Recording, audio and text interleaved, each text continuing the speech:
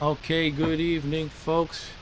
I am Mark W., and this is Mark W.'s Old Games on a non-specific weekday. On the channel, Mark W. and Rob Bob present. That's a lot of Mark W's to say in one sentence. But hello, and welcome. Tonight, as you can see, I will be playing Star Raiders. I'm just checking my volume levels and stuff. Yeah, it sounds like it's audible. Let me crank it up. No, we don't need that high. Yeah, so Star Raiders, as you can see, copyright Atari, 1979. It is a game from the 70s. Usually you think of the 70s as not having anything worth playing. Maybe I'm biased because I kind of grew up in the 80s, but this game is kind of rich and awesome. And it actually, despite the copyright in 1979, per my understanding, it actually was a game that was not published until March of 1980. And my understanding means I looked it up on Wikipedia. I don't have any better sources than that. So yeah, I thought I would play this game because it actually came into my mind when, as I wrote in the description of this video, my friend Andy came to visit recently to hang out. You know, a whole bunch of friends hung out. And he was recently in the United Kingdom to attend a little-known tennis tournament called Wimbledon. And while he was there, he asked if we wanted any snacks back at home here in the U.S. And so I was like Googling for snacks, and I found one that looked interesting. It was called Space Raiders. So he picked up some Space Raiders among some other snacks. And then when deciding what game to play tonight, Andy said you could eat Space Raiders while playing Space Invaders. And I said, that's a cool idea, but I kind of think this resembles the name Star Raiders even more somehow. You could probably say it's a coin flip, but I feel like space is a more generic term. There's a million games with space in the name. But Raiders in a spacey scenario, a spacey setting, that definitely screams Star Raiders. So yeah, these are kind of weird snacks. It comes in this large bag, and then there's like 6 small bags inside, and they're very, well, that flavor pretty much describes them, pickled onion. Otherwise, they're just corn, and they're they're alien head shaped. I'll open the bag and eat one for now. I do have to talk for a while. Yeah, they're kind of funny looking. They look like these little alien heads. Yeah, they're the kind of flavor that, you know, like if you're getting those weird flavors of potato chips, like, I don't know, ketchup or bacon or something, you know, it's the kind of flavor that like half the people think is good and half the people are like, I don't like that. This is that kind of flavor. A lot of people wouldn't like it. Anyway, I don't want to focus on obscure English snack foods. Let's talk about Star Raiders some more. Yeah, I actually have the box for it still. This is a game my dad purchased, and I invited my dad to watch the stream. I don't know if he's gonna, but he purchased this sometime in the early 80s, presumably at the same time or shortly after he got the family Atari computer. And the store he purchased it from was called Computerland, which, as I understand it, was a large chain. And a quick look up in Wikipedia, and it looks like they didn't fully go under as a company until the year 2000, I believe I read. But yeah, Computerland. Anyway, here's the book. Here's the box art. That's probably more interesting than the story of Computerland. The weird thing is, I mean, I guess I shouldn't read too much in the box art, but you don't really see land in this game ever. As you can see at the bottom, it looks like there's a grid of icy hills or something. You don't actually see that in the game. It's all in space. I don't have the manual. I kind of wish I did, because this probably had one of those cool Atari 8-bit manuals that were sort of I don't know the exact dimensions, but very close to 8.5 by 11. I have another one I can show real quick, just as a basis of comparison, but I don't have Star Raiders. What I do have is a game that my friend Mr. Andy, who joins the stream sometimes, I first suggested, which is Space Invaders. I like these things. They have binder holes, so I guess some some collectors or just owners of these games probably put these in a 3-ring binder. And I imagine it would be cool to have the Star Raiders one, because that's a game whose, manual you actually need to reference. I can't imagine anyone really needs to reference the Space Invaders manual. I mean, there's not that much to it.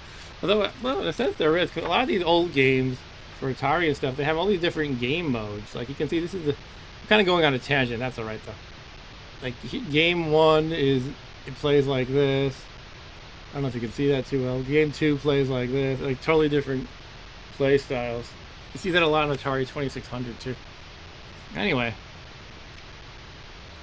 yeah, Star Raiders. I actually thought I should go over the rules because there is some complexity to this game. I think I mostly have it down, but not totally. And I did play this game on stream before, but I never dedicated a stream to it. So it was kind of like one of my streams where I play a whole bunch of games for 5-10 minutes each. So I didn't really give this game the breathing room it deserves. It is a really solid game. And as I mentioned in the description to this stream, is kind of a I think it was kind of considered like a killer app for Atari 8-bit computers in the early 80s, like really early 80s, 1980, because there probably was nothing like this that you could play at home. Anyway, I'm a little bit too young to really know what it was like in 1980. I was in diapers then. But anyway, why don't we just jump into it? Okay, we got our table of contents. Here's the instructions. Congratulations, you are now part of the elite unit of the Atarian starship fleet, the Star Raiders. And I wasn't sure if you were a Star Raider or if the bad guys were the Star Raiders, but I guess it's the good guys. Assuming I actually am playing a good guy. You're about to accumulate many hours of flight time while battling some elusive but deadly interplanetary enemies. The battleground will be the entire galaxy, which for your convenience has been divided into sectors that are displayed on the galactic chart. The galaxy is literally at your fingertips. That's very convenient. Before you embark on your first mission, some background information is necessary to fill you in on the current state of affairs. The treaty between the Atarian Federation and the Xylon Empire has been broken. Uh-oh. That doesn't sound good. A technical state of war exists. Only technical. The deadly menace of the... It almost sounds like we're at war due to a technicality or something. I don't know. Maybe it doesn't mean that. The deadly menace of the Xylon Empire threatens to eliminate humanity as we know it. Wow, wow, wow. Your orders: destroy all Xylon starships on sight. Show no mercy. Wow, that's pretty blunt and to the point. Now, you may notice the word Xylon sounds a lot like what from Battlestar Galactica. You get an imaginary Mark W coin if you know the answer to that. It's a very easy question. That's why you're only going to get one imaginary Mark W coin. To date, only 3 types of Xylon craft have been observed. That would be cool if there's like a secret one that goes beyond what they've observed, but I don't think that's a thing, actually. I just made that up. Xylon Fighter. Designed for high-speed attacks. At close range, they can be deadly. Xylon Cruiser. These ships may have assigned patrol routes within a sector and will not attack unless provoked. Xylon Base Star. Unlike other Xylon craft, these ships are equipped with shields and can only be destroyed at close range. And hey there, Andy waved. He gave the wave emoji in the chat, so I waved back without an emoji. Sorry, the Xylon Base Star, unlike other Xylon craft, these ships are equipped with shields and can only be destroyed at close range. Use extreme caution when attacking a base star, okay? Over here, we have a photon torpedo is a burst of concentrated energy. It completely destroys a target upon contact. As a word of caution, beware of the meteors flying through space, which you'll observe during your mission flights. A meteor will destroy your ship if it hits you when your shields are down. When your shields are up, a meteor can still damage your starship, except in the wimpy novice mode, which is what I'm going to start as. It's also possible to hyperwarp into a meteor, ouch, which will result in damage or destruction to your starship. You can destroy a meteor by hitting it with one of your photon torpedoes. This is always weird to me. In a lot of these really old games, they would show like mock-ups of the screen. this is not what the exact screen looks like. It's a little weird. Maybe they kind of sometimes found that like it was too hard to photograph the screen. And, you know, they couldn't take screenshots per se back then. They had to rig up a thing like with a special camera taking a picture of a screen. Anyway, maybe that's why you see so many mock-ups in these old game instructions.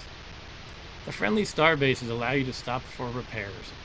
The number of star bases in a mission depends on the skill level you're playing. The higher the skill level, the more star bases, but the more enemy starships as well. Okay. Docking at a starbase enables you to receive a new supply of energy and to repair damaged and destroyed equipment. During each mission, you receive updated information from the computer on the status of your starship and equipment, unless your computer is destroyed or damaged. When that occurs, you're on your own until repairs are made. The rating or rank you receive on each mission depends on how well you develop your skills in space. The novice level will help you get started. The going gets much tougher from there. You can work your way up to pilot, then warrior, and finally commander, which is reserved for the smartest, most skilled players. Yeah, I'm going to start on novice, and I expect to be able to beat it, which isn't saying a lot perhaps, but I was actually never that skilled at this game. I think as a kid, it was a little advanced for me at the age I was at, and I kind of just got the hang of novice, and then I found like higher than that to be a little too hard. But I'm gonna beat novice tonight, and it only takes maybe 30 minutes ish. It's not like it takes hours to beat. But so then when I beat it, assuming I do, it's possible I could bomb even on novice level. But hopefully after I beat it, I can try on pilot, and I can't promise I'll beat that or not have to try a bunch of times, but we'll just see how it goes. We'll play it by ear. Star Raiders is a dynamic game full of depth and detail. It is absolutely essential for you to read these instructions carefully to acquaint yourself with the basic operations of the game and with using the joystick before you start playing. Then after each mission, you will know more about the important aspects of the gameplay, and the depth of the game will become more apparent to you. And here's our different insignias for each ranking, I guess. For novice, you just get a little wah-wah. As a final note to this introduction, it is important for you to realize that you never actually see your own starship on the screen except when using the long-range scan, which is explained later. You are sitting at the controls looking out into space. It has to kind of describe a first-person point of view, because I guess there weren't a whole lot of games that had such a point of view at the time. Your television screen is your window into space. What you see on the screen is deep space which surrounds your ship. And also, a story popped into my mind real quick. It's not always intuitive, the whole like first-person perspective. I recall I have a cousin who I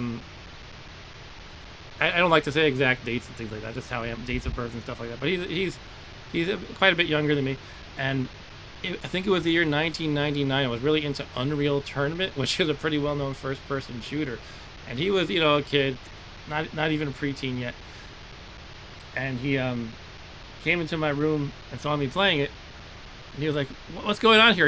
Are you an arm with a gun? What is this?" Like he did not understand a first-person point of view intuitively. So I can kind of understand why they explain this. If you're not used to it, it might be weird to you. Anyway, that weird story aside, let's keep going. Becoming a commander will take quite a bit of flight time. Good luck, the galaxy awaits you. Mission objectives. Your objectives in space are primarily fivefold. Wow. Your mission is to destroy all Xylon starships without allowing them to destroy your starship, or at least with as little damage to your spacecraft as possible. Your secondary objectives are to complete the mission in as little time as possible, with minimal energy expended, and without allowing friendly star bases to be destroyed. So I think you can actually lose all the friendly star bases and still win, maybe? That's not very good. You're not going to get a very good score, though. So that's kind of what they didn't actually outright say this, but these enemy ships, they're all attacking the star bases. You're going to see a galactic map, and they're all going to swarm one at a time. They don't split up, I don't think. It's kind of a way to make it a little easier for you, I guess. You don't have to like worry about multiple star bases all getting attacked at once. So you can go to the one that they're swarming on, and just fight all the enemies, and then move on to the next one.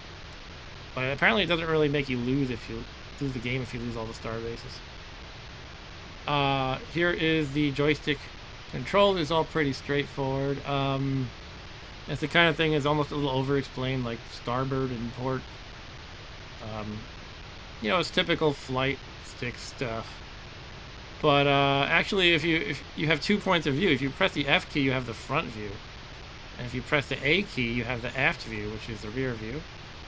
And that's pretty much still the same, except look, the directions are reversed.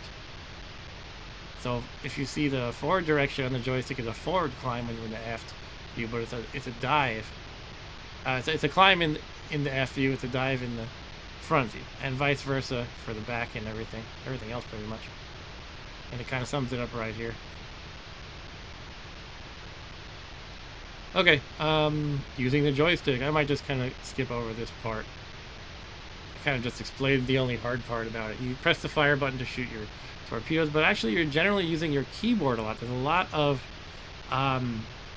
keyboard commands you need to be ready to hit.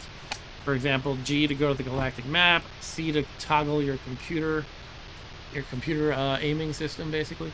There's A for aft, F for front view. They kind of gave it almost too many keys. You probably don't need that many. And what was interesting to me is that in the sequel Star Raiders 2, they actually trimmed it down the number of keys you need quite a bit. But for your ship's velocity, you press 0 through 9. So you need quite a few keys. And one funny thing is, recently the Atari 400 Mini came out. I think that's what they called it. And it has a bunch of preloaded games on it, but it doesn't have a keyboard. So they only put they give you a joystick that has like something like 6 buttons on it or something like that. Not this one. I'm just holding this up for no reason. And so they didn't put Star Raiders on that thing because there's just too many keys to work with. But they did put Star Raiders 2 on it. So basically all the buttons on the joystick will map to a key. Anyway, I just thought that was pretty interesting.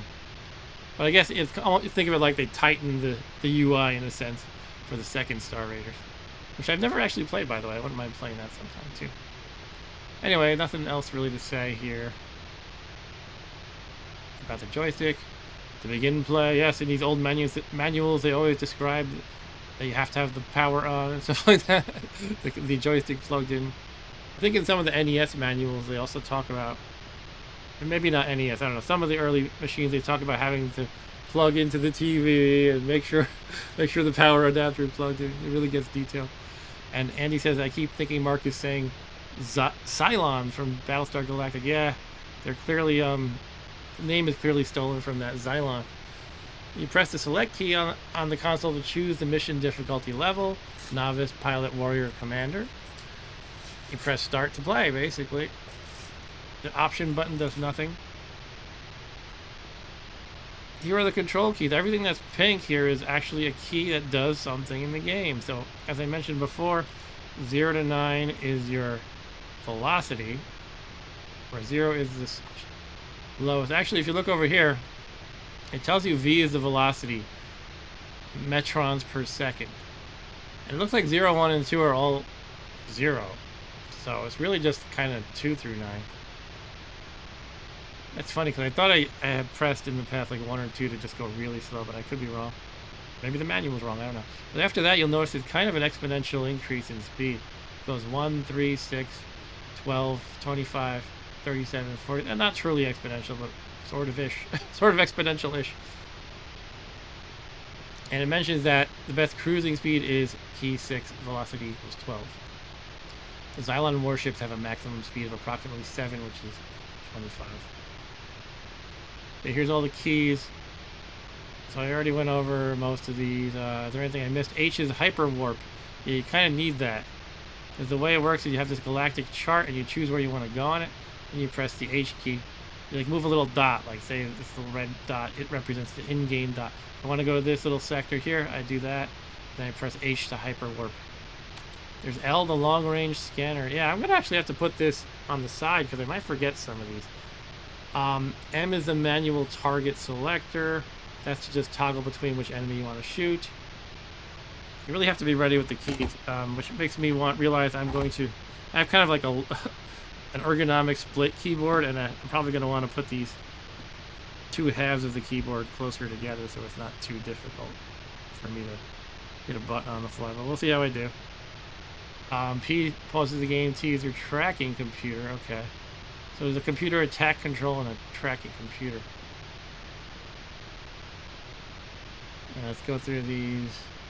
Kind of did that. C is the computer attack control, displays crosshairs in the front and aft views. Also displays the attack computer display in the front view at the lower right corner of the screen. The computer updates horizontal, vertical, and range coordinates of the attacking Xylon starship. It also locks your photons onto the target. This seems extremely complicated reading like this, but most of it's a little bit complicated, but it's not really that crazy. So F is for the front. It would be nice if it was a toggle, but you have to A and F separately for aft and front. Galactic chart, you press G. It's important to do that. The star-shaped things are the friendly star bases. The other objects are enemy targets. The three dash-looking things means 3 enemy starships, also known as a task force. 4 of them means 4 enemy starships, also known as a fleet. And if it looks like this thing, it almost looks like a plane. That means 1 or 2, a patrol group. I don't know why they just didn't use 1 or 2 dots, but I don't know. It gives the chart a little character, I guess. You can look at it. It looks like a different thing, for what it's worth. You may also notice 2 dots on the galactic chart. 1 dot represents your present position, and the other is your hyperwarp destination. So you can move the second one around like a cursor. You must move the dot to the sector to which you wish to travel, then hyperwarp. Blah blah blah. The Xylon fleet will concentrate on 1 star base at a time, as I mentioned before. So, yeah, if you know which one they're going for, you can just focus on that one. It makes your life a little easier in a sense. But, sometimes you might want to just go to something that's close to you. I guess you have to look at the geography. In fact, you might not even be sure which one they're going for unless you observe the map for a bit. And I don't remember if they move on the map as you're staring at it in real time, or do you have to toggle off of it and back on? For some reason I feel like you have to toggle off and back on. I'm not 100% sure. The Xylons will shift at different rates depending on their size. A patrol group will move the fastest. Also, you guys move the fastest, the ones that have 1 or 2. A task force will move at half the speed of the patrol group, and a fleet will move at 1/8 the speed. Oh, so the more guys, the slower they are. So in terms of speed, it goes like this. 1, 2, 3. So I guess it's like speed versus strength are inversely proportional. You can view it as. There's vital information displayed just under galactic chart on the screen. As you move the dot to each sector, the amount of energy needed to hyperwarp to that sector is shown. For example, warp energy 700 based on distance, and the number of enemy targets that occupy the sector is displayed.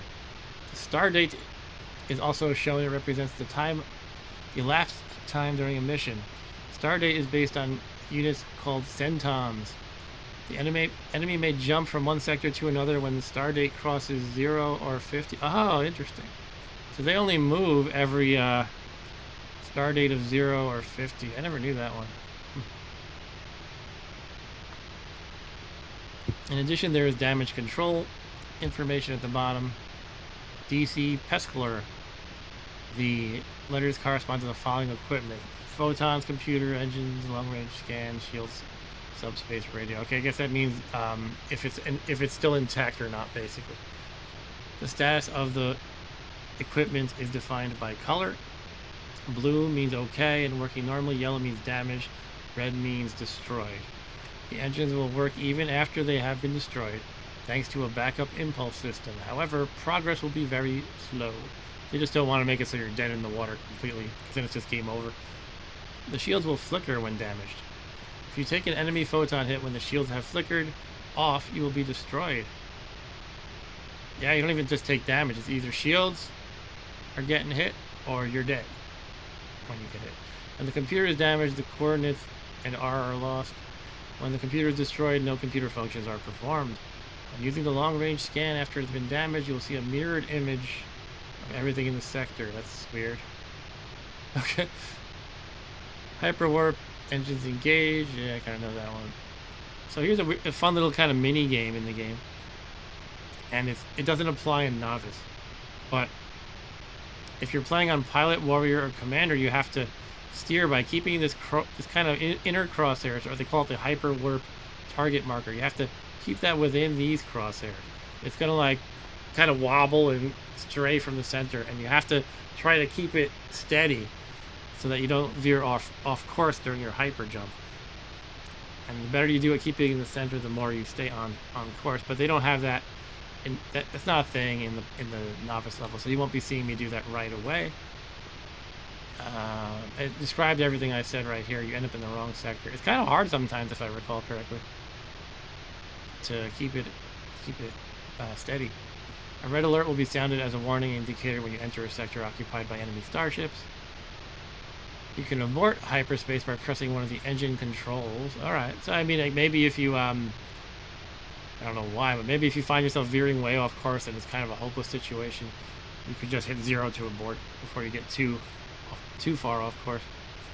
Or hit any of these keys, 0 to 9. Long range scanner looks something like this. Again, this is a mock-up, not the literal graphics. That shows you a top-down view of the sector your starship is occupying. Your ship is in the center and all other objects in the sector rotate around it. The enemy targets and meteors will appear as flashing squares and are larger than the other objects, which are stars.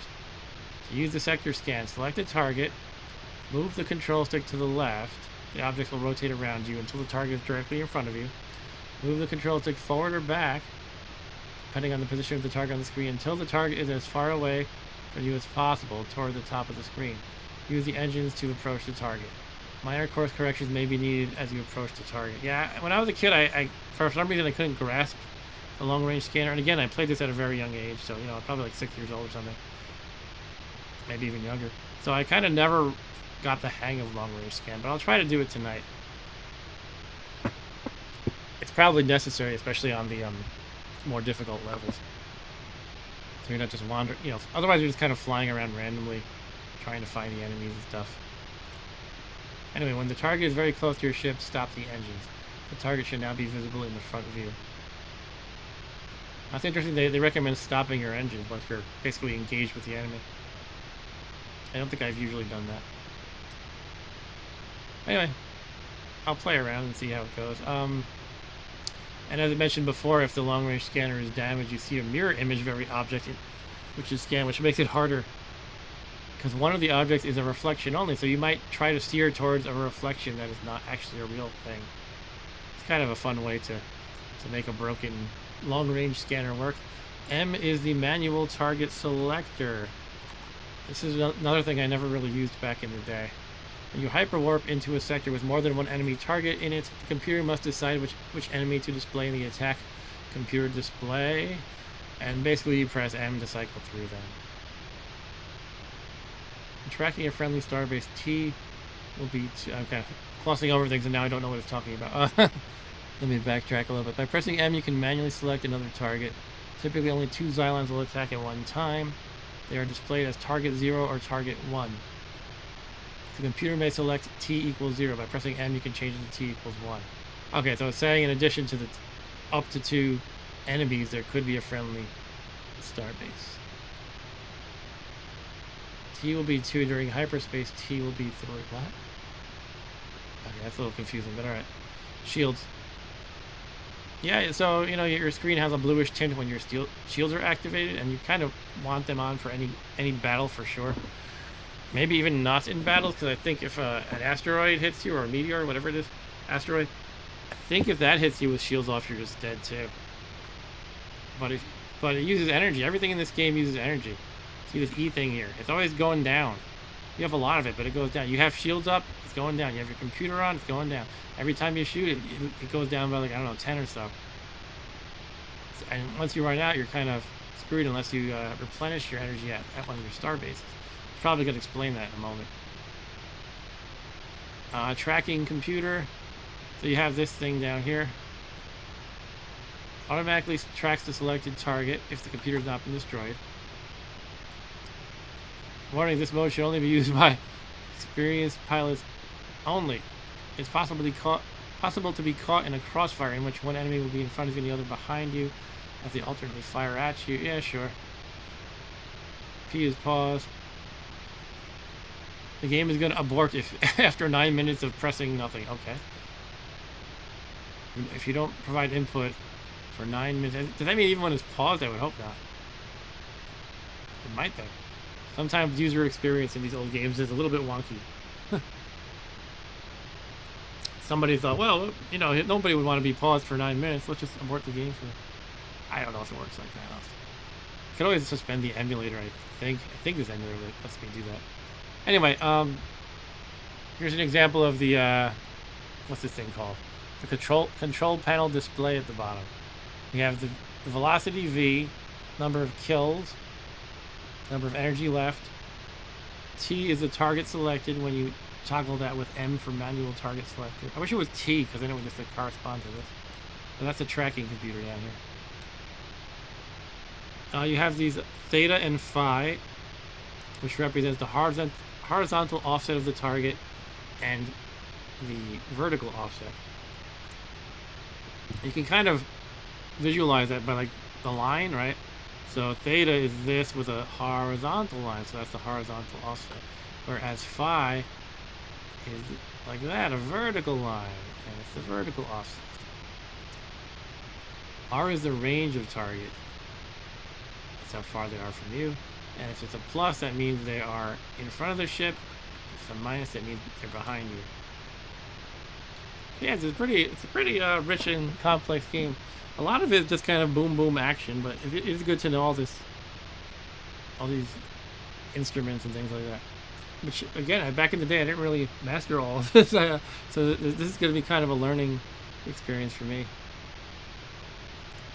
as well as revisiting an old game I've played a lot. Anyway, the attack computer display appears at the bottom right, and the front view of space is shown. By lining up the target marker in the middle of the attack computer display, you can track in it and locate enemy targets or friendly star bases.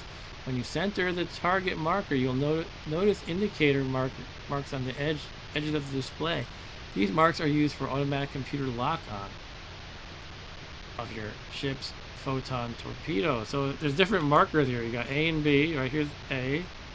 I guess they always go together, the A's, and the B's go separately. And there's also the C's down here. So A means the computer has horizontally locked your photons onto the target. B means they've horizontally and vertically locked. So I guess horizontal comes first. And when the marks for C appears, so this is kind of the important one, I guess. I guess they're all important, but C means that you are locked in horizontally, vertically, and you're within range. And this is the best time to fire your photons. Both photons will fire with a kill probability of 90% guaranteed if you have these things at the bottom, basically.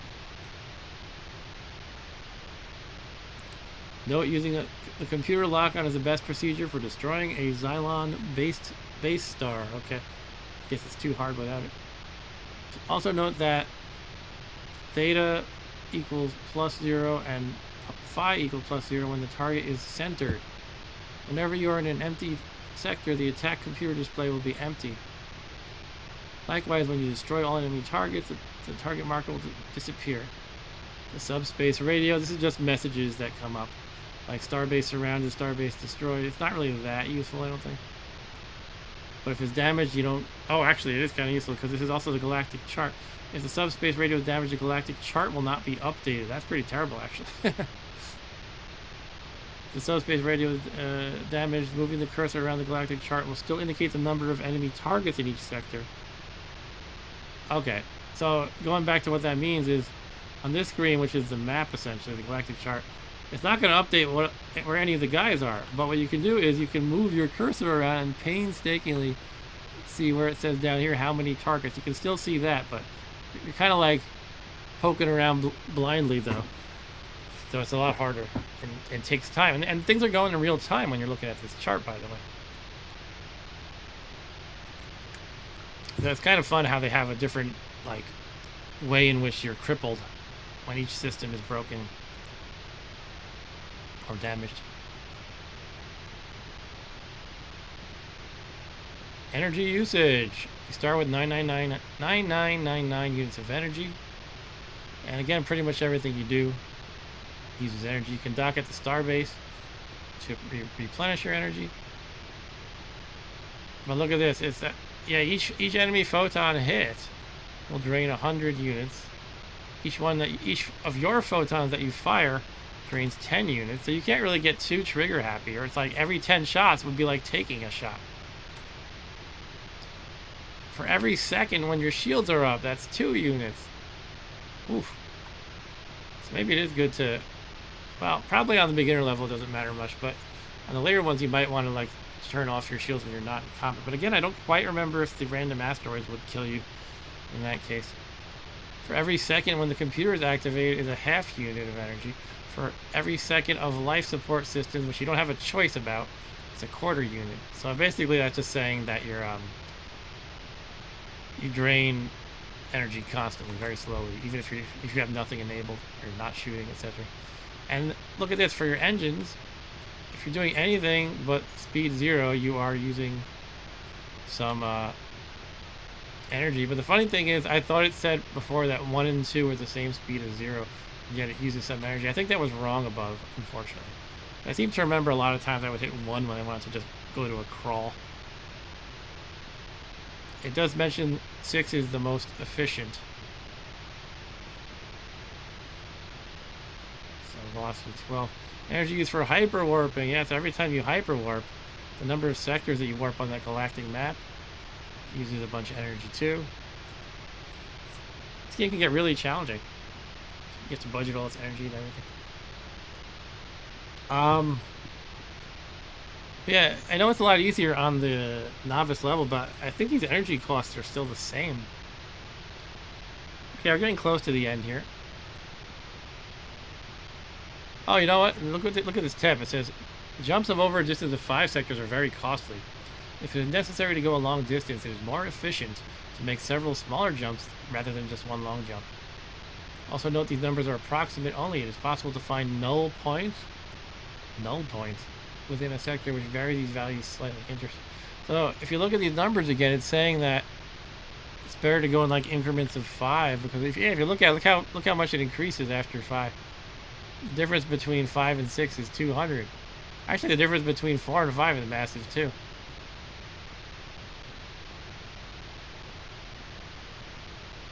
I think you should only go 4 maybe at a time. But look at this. It's really accelerating how much. Huh, I don't know. Yeah, I think I'm going to limit it to 4 at a time. I'm not sure if diagonals... I think diagonals only count like 1 at a time. In other words, if I go like... that would be 1, 2, 3 maybe? I guess I'm not going to have a hyper-optimized playthrough here, and that's okay. I'm not sure of some things. Starbase docking. When anything needs to be repaired on your starbase, or when your energy supply is low, it's necessary to dock with a starbase. After hyperwarping to a sector with a starbase, center the target marker in the attack computer display. Check the range showing in the control panel display to determine the distance between you and the starbase. Make sure R is plus, i.e. right in front of you. Also, the coordinates of theta and phi should be close to 0, i.e. less than plus or minus 3. Use the twin ion engines to approach the starbase. You may want to use a long-range sector scan to locate the starbase, especially if your computer's been destroyed. Starbase will appear as this thing on the sector scan display. Docking is established when the starbase is in the center of the crosshairs at a minimum distance from your ship. When 3 small windows appear on both edges of the starbase and it is centered between the crosshairs, reduce your engine speed to 0. That's right, you have to stop. The message orbit established will appear, followed by standby, then transfer complete, at which point docking is complete and it's safe to hyperwarp to another sector. Note if you hit button or key other than G or move the control stick before docking is completed, the operation will be interrupted and the message docking aborted will appear on the screen. Retrace the previous steps to complete docking. Okay. Approach the starbase at reduced speed 1, 2, or 3 for best results in docking. Did it say you have to stop? I guess it's just saying as you're approaching it, you want to go slow. Alright, this is pretty much the end of it. It just gets into how it ranks you, and the things that figure into your score. I'm not going to go into this. It gives you like a deep formula, okay, the entire formula. But basically it is, there are 5 factors. Mission level, like difficulty level, number of enemies destroyed, amount of energy used, length of time taken to complete the mission, number of star bases destroyed by the enemy. Alright. Why don't we get into this without further ado? There's some tips here. Should I read the tips quick? Let's read the tips. Simplified novice I don't need simplified instructions. I was looking for tips, actually. Well, here's something worth knowing. There's 3 star bases and 27 enemy starships. The mission ends when 1, you destroy all enemy targets, 2, you run out of energy, or 3, your starship is destroyed. No damage can be inflicted on your starship in a novice mission. Oh, wow, that's really easy then. No damage can be inflicted on your starship. Okay. So I think you can still take lose energy from taking hits, though. It's just that your systems aren't going to break. I think that's what it means. Okay. So yeah, novice should be... I don't want to get too overconfident, but I think it should be easy. And let me just make sure I got my volume good and stuff. Yeah, why don't we jump into it? Let's do it. Okay. As always, let me know about volume. Right now, you should hear a very faint, like a waterfall kind of sound almost. That's how space sounds, I guess. Or maybe it's my ship's engine.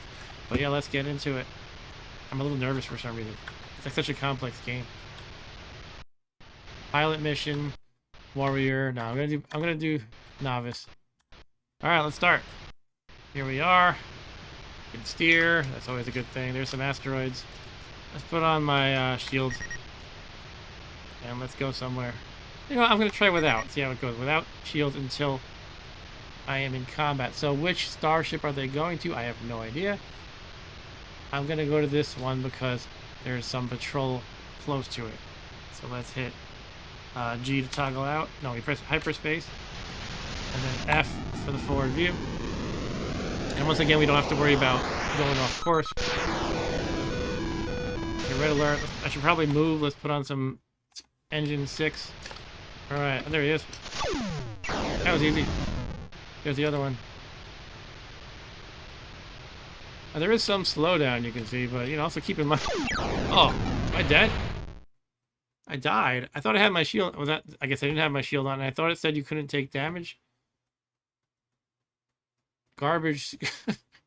Okay, I must have misunderstood something. How to put on shields, and it lied to me that you can't take damage in novice mode. Did I not have novice mode on, possibly? Let's try again. Shields on. Yeah, I think I forgot to put the shields on. I like cancel it before. All right, so here's our starships. I don't know which one they're headed to. Let's just kill these guys because they're close. We're on our computer.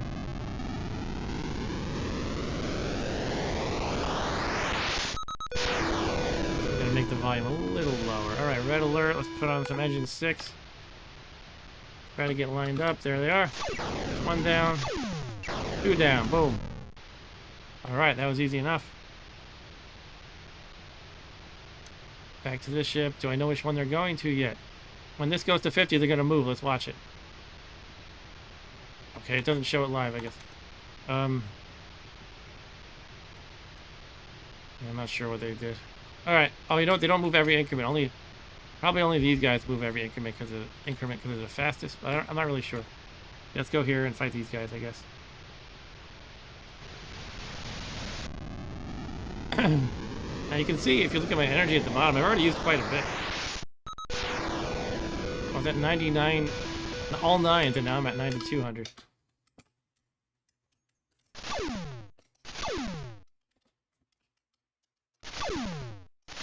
Oh, there's a different kind of ship there.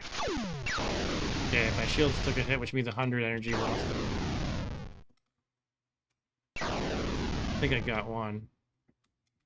I could just wait for the lock-in on the targeting computer in the bottom right, but it feels like they're right in my crosshairs. I might as well just go for it while trying to avoid their shots. There we go. Alright, are they dead? Maybe not. I still see something. Oh yeah, there were 4 people, right? 4 ships. So I see them horizontally locked on.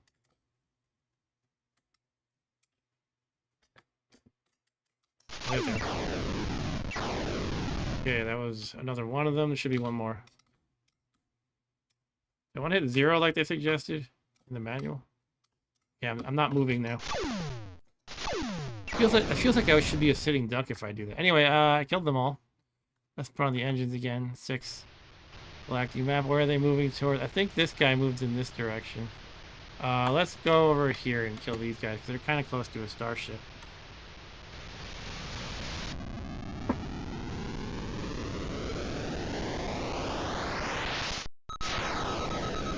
Nobody's here, no red alert. They must have moved in the meantime. Yeah, okay, these guys are really close. Let's get them. Oh, you can move out of the crosshairs, but nothing's making you do that. On the more difficult levels, it'll veer in all random directions, basically. I just got them both in one shot. I unfortunately made an extra shot, though. Alright, let's get the next guys. So the combat's pretty easy on this level, as you can see. As long as you remember to have your shields up, that is.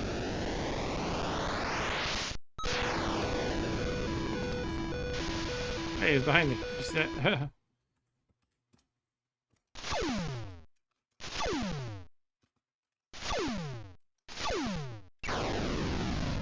Whoa.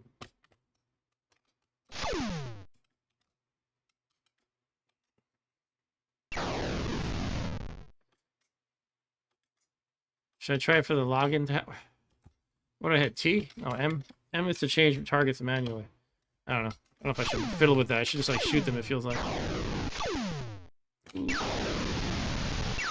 I'm taking some hits here. Alright, I think I should move. Despite the manual saying you can go to 0 speed. Feel more comfortable. Aft view. Is he behind me? There he is. Yeah.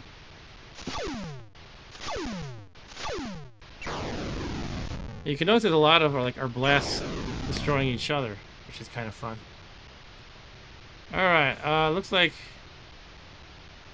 See, I don't know which one they're trying to actually go for now. That's the thing. Like, should I really be worried about this guy or no? You know, I'm just gonna go here and get healed up and stuff. So why not? Okay, it looks like they're going... He kind of is bypassing it. He doesn't care. Oh! Asteroid in my face. I'm gonna go visit the starbase for the fun. I don't really need it desperately or anything. Let's try this long-range scanner. There it is. Now it said to try to line it up and make it go far away on this map. I guess like that. Alright, I guess I'm kind of lined up with it. How do I get out of this view? It said I should approach it going speed 1, 2, or 3. I'm going 3 right now.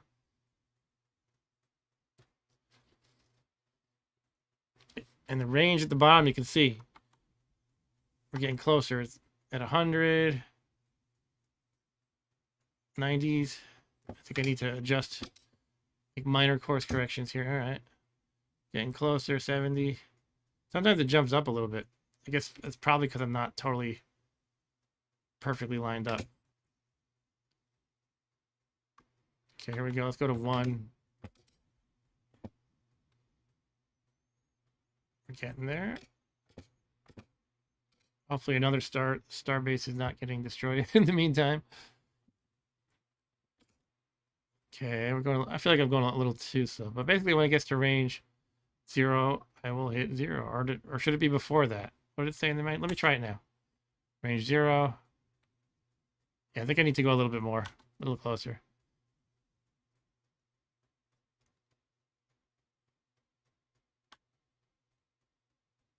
Okay, I'm at 10. Should I try it now? I just don't want to get like a surprise smack in the face or something because I waited for it to go to 0. I'm not sure if it works like that. Okay, I'm at 3. Is that close enough? Nope.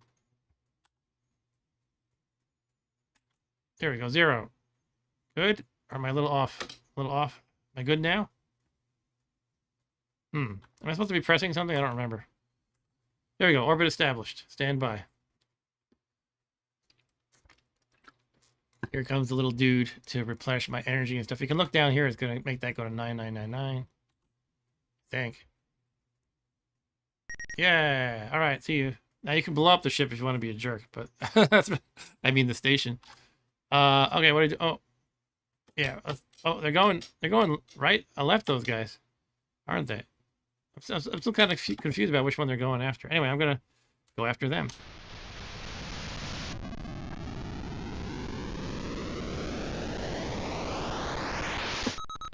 Red alert!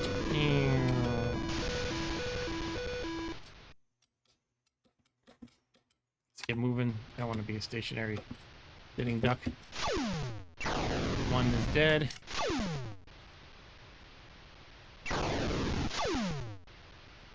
Okay. 2 down.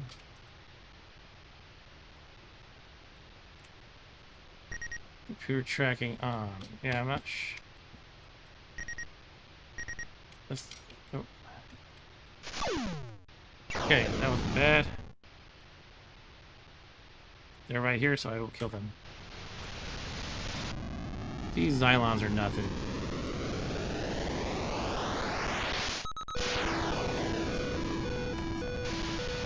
Oh. Why did it keep switching to my after view? Okay.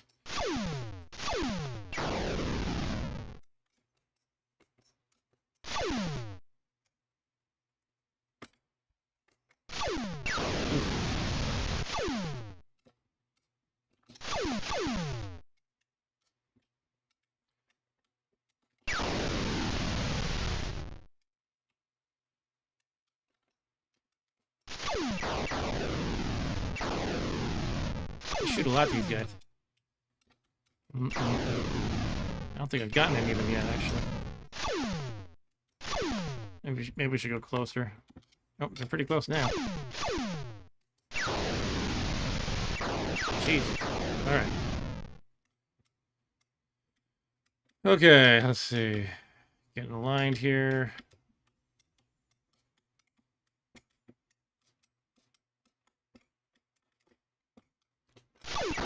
Flat. To the map. You, patrol, you're going down.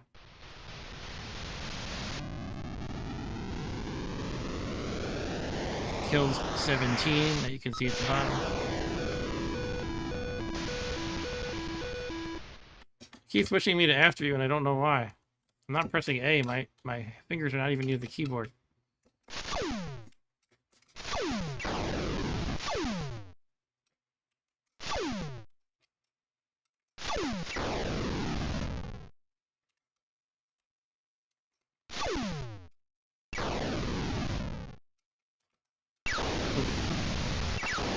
I think my computer targeting might have the other guy. I saw it like kind of...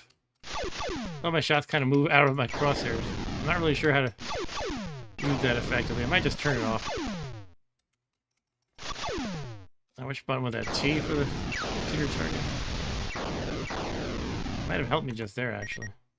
Anyway, tracking they call it. Alright, so just 2 more to clean up. It shouldn't be that big a deal. 2 more groups of 4.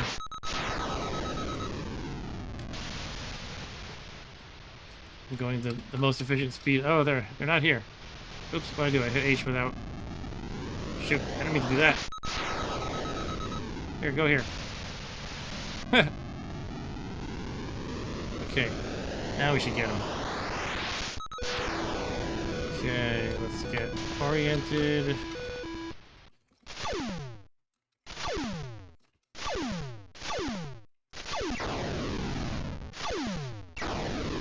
It'd be fun if someone made a hack of this game that perhaps uses an analog stick. That could be fun. So you can, you know, move the joystick far in one direction and you'll go faster. You'll rotate faster. Okay, we're missing someone. I think it's 2 more to go, right? Let's look at the tracking at the bottom. Might be right behind. Oh, there's something. That was one of those tough ones. Whatever they're called, the starships or... Get it! I think it suggested using the targeting, tracking for this guy.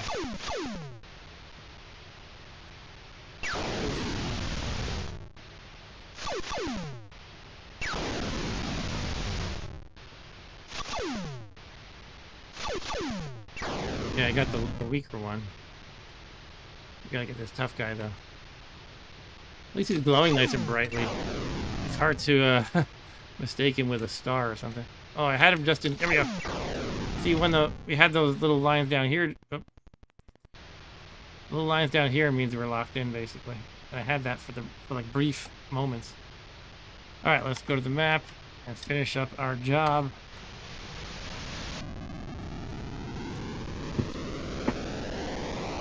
Get out of here, mouse cursor. You're from another era.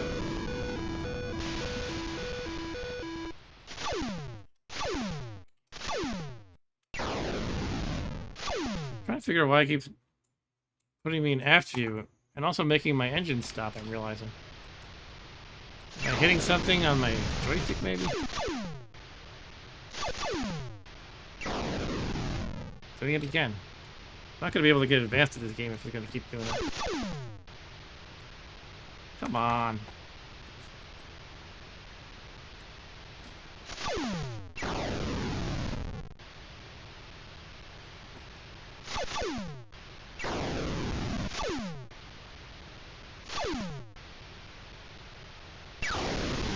Try to wait for the computer tracking to lock in. I think you have to be lined up with it, and then it just nails you with all its shots. All right, we won! Yay! Starfleet 2, Star Cruiser 7. That's me. Mission complete. Your new rank is Pilot, Class 2. Congratulations. All right, so let's try the Pilot difficulty level. Seems reasonable. All right, that is the basics of Star Raiders. I want to actually try to understand his targeting a little bit better. I don't think I quite got that. The tracking computer, they call it. When you activate the tracking computer, it automatically tracks the selected target. Its computer has not been destroyed as it moves from oh. It's doing that. The tracking is doing that. All that aft and front switching, I think. This, of course, will cause the screen display to shift from front to aft views in space. Is that all it does? So that's separate from the attack computer. So this stuff here is not tracking. Tracking is just going to shift me from front to aft views automatically, I think. I don't know if I want that. I guess if you're good at it, it could be good, because you'll kind of be like, hey, here he is, right behind you. Alright, so I think I'm going to not use that. But it's good to know that how it works. Alright, let's play on a real difficulty level. Let's go to, oops, I didn't mean to start. Pilot mission, there we go. So now we have to worry about systems actually getting damaged and keeping the little crosshairs on target. Let's go. I will put my shields up with a lot more enemies too. Yeah, I gotta have my computer on. Shit, it's hard. Okay, I think at the last second I got on track. Shields on.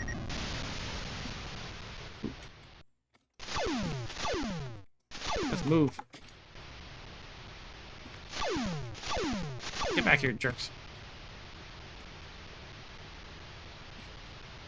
Could be they're behind me, or at least one of them was behind me. Oh. And that time I manually hit aft view because I wanted to look in that direction. Alright, we killed 2 of them. 2 enemies killed. You can see the K at the bottom is 2.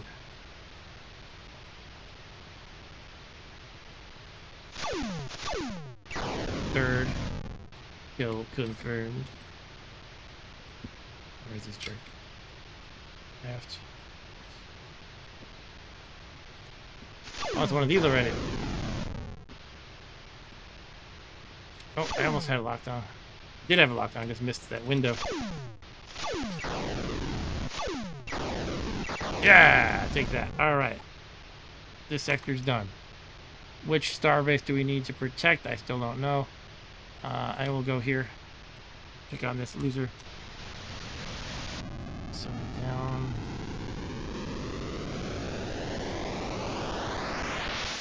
a little off, I think. Okay, no, I'm good. I'm good. So, you know, if I was too far off, I would be in a totally different sector. But there's enemies here, so I think I was close enough to on track, basically.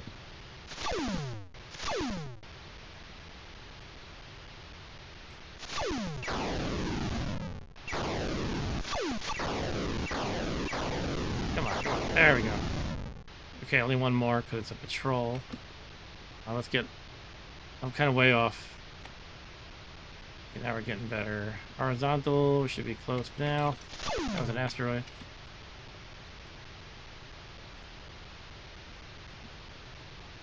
There it is. Get him? Must have hit it. One of his shots are an asteroid. Is he still there? Oh, were there 3 in this sector, actually? Maybe there were 3, not 2.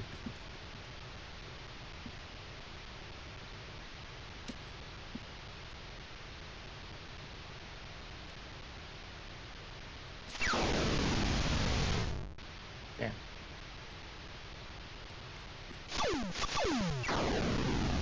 Another one of these guys.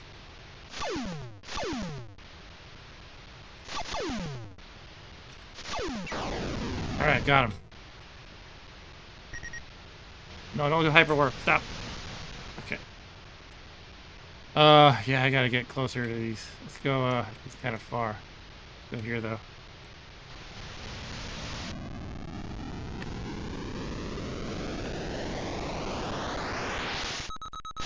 I'm off track. A little bit off course there. Let's go back.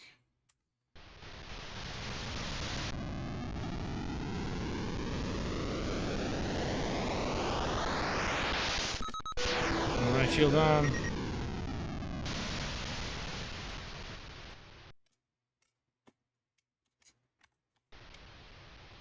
Asteroid.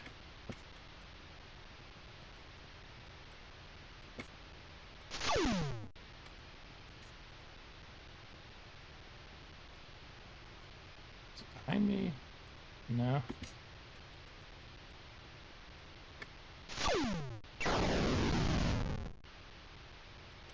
Computer got it. Yeah.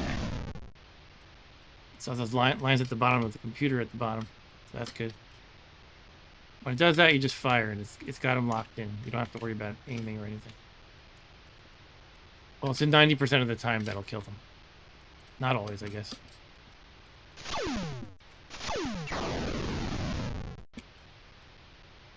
There we go. Alright. 90% of the time, you hit 100% of the time.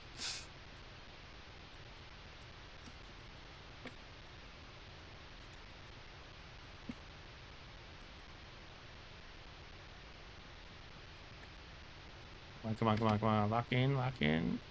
Ah.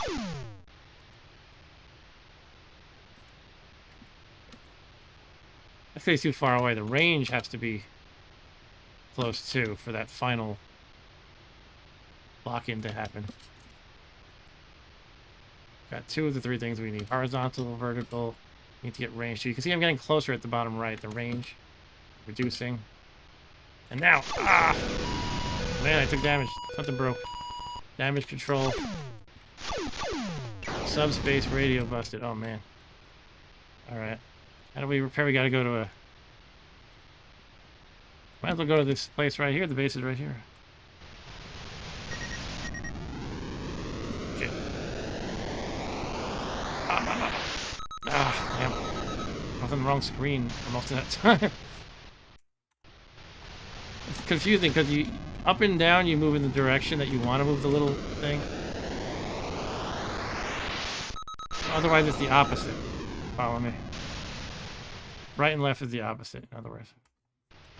Up and down is the direction of.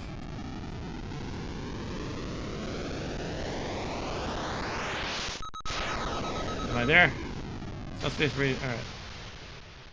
I don't know if I'm in the right sector or not. But I see something. I guess it's an enemy. But it didn't do red alert, so it must be the starship, actually. Okay. Yeah, it didn't say red alert, so that the little TIE fighter looking thing in the computer is actually my base. That's good. Good to know how that works. Okay, we're crawling up to it. Gonna stop in a moment. Range somehow got lesser. I mean, greater range. It's like going like counting down by 1, then it goes to 10, then 15. Okay, now we should be good. Looks like we're very close. Stopping. No? Okay, I guess I gotta go closer still. Here we go. All right, we're gonna get repaired, get all our energy back, and we gotta get right back into the action because it's a lot of stuff going on. All right, did we already lose some starbase? Oh, are they going for that bottom right one? I think they are. Okay, let's do this. Jeez.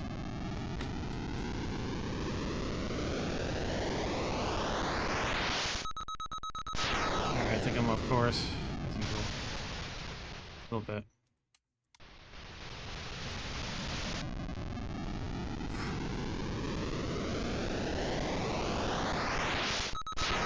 Still off course. They moved us all. Yeah, they're going for that bottom right one, aren't they? I better just try to get there as fast as I can. I'll be off course again because I'm not good at this. Alright, cool. Get some engines going, get ready to fight. My shield's on? Jesus. That would have been bad. That would have been a game over. Instant game over.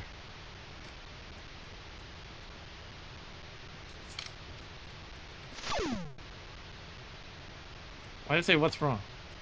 I think I hit a random key by accident.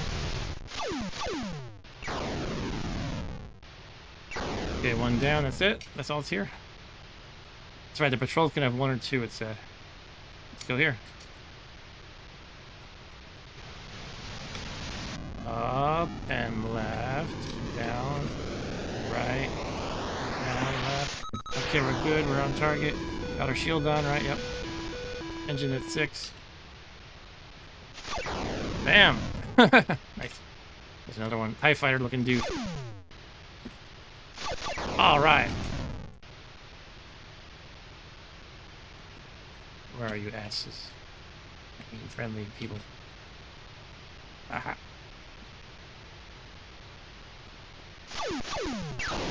Okay, all done. Okay, are they actually attacking the one I suspected? Or it looks like some of them are going... Oh, I don't know what they're doing, but I'm going to attack this guy. Rather than thinking about it. Okay, no, up. There's somebody here, though. Is it the starbase again? It didn't give me a red alert, so it must be the starbase. I guess I'll just go to it. I don't know. I think there's no limit to the number of times you can do it.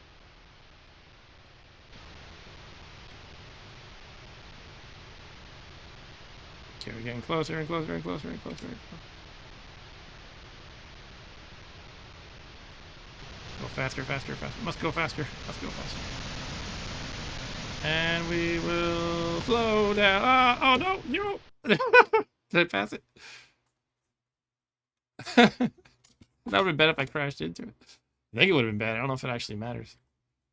Hey Stu, how's it going? Stu's in the house. Alright, orbit established. I know Stu knows this game, probably.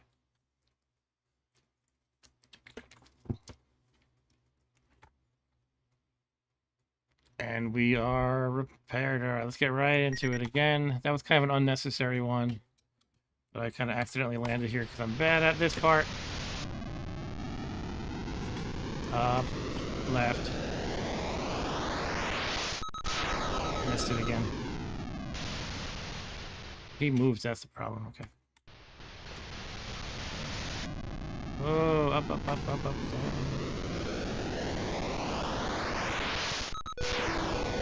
Got our shields on, let's get engine at 6.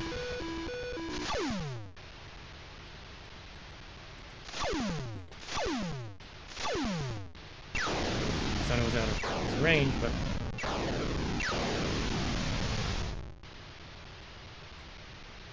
Okay, Stu says, I do know this game, but I've never really tried to play it. Oh, really? It's quite a cool game.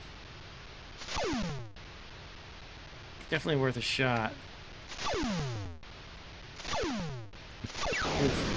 Taking way too many hits, but at least I killed them all. And Stu says, is it thunderstorms by you also? I don't hear anything. So on the report, we had like a 55% chance of thunderstorms. So that means, you know, coin flip. Coin flip probability. Okay, we were on course enough. Just there.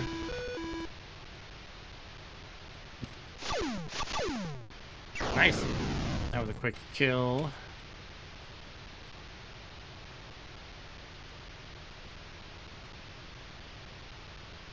Distance is 600, but we're locked. We're kind of lined up with him.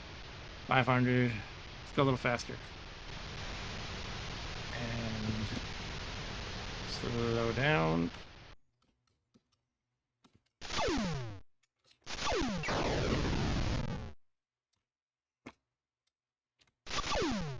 Sweet. Back to the map. Let's get this one. I think we're doing pretty good, although I suck at this screen right here. I mean, it's a challenge, and it's kind of a fun little mini game. Like, just try to stay on course, getting your hyperspace target thing in the crosshairs. And if you don't turn your computer on, by the way, you don't have any guidance. You just have to kind of keep it in the center of the screen and hope you've got it right visually. Oof.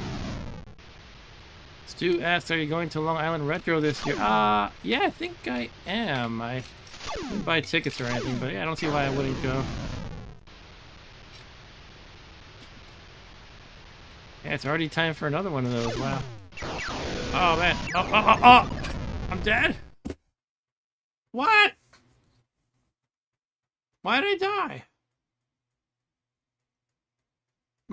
Did they destroy my shield? They must have destroyed my shield and then hit me a second time, like 1-2. Oh, man.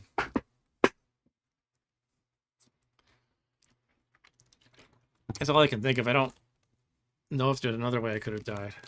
Anyway, you missed this before, Stu. I'm eating Space Raiders snacks from the UK. Brought to me by Mr. Andy here. And that's kind of the inspiration for this stream. I'm eating Space Raiders, so we might as well play Star Raiders. Well, I'm going to try again.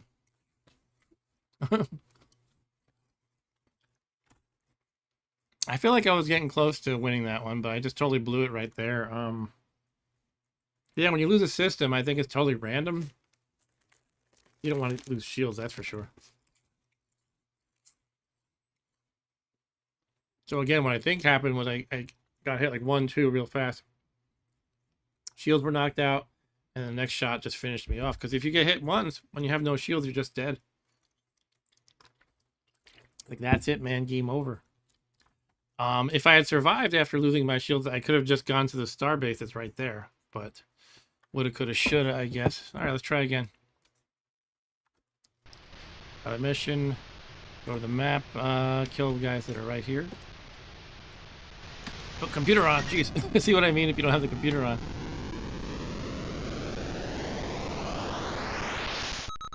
Okay, let's get shield on for sure.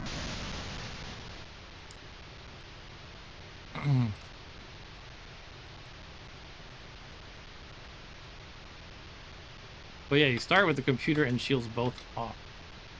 You want to turn both those on, even though they cost energy.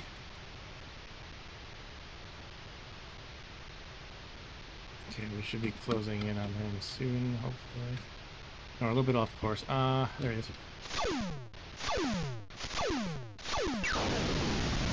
Taking damage right away, always good. Oh. Alright. Yeah, some of them do look like TIE fighters. And Stu also said my weight in gold for the head of the Star Raider. I don't get the reference, sorry. My weight in gold. Oh, shooting behind me, is he? Oh, there's two of them. Okay, let's get the next one. After view. There he is, behind me.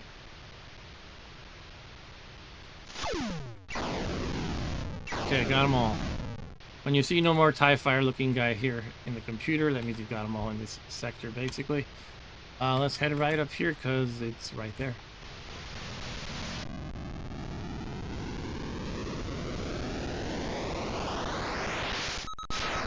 missed it. Damn. It's always confusing to me because, as I explained before,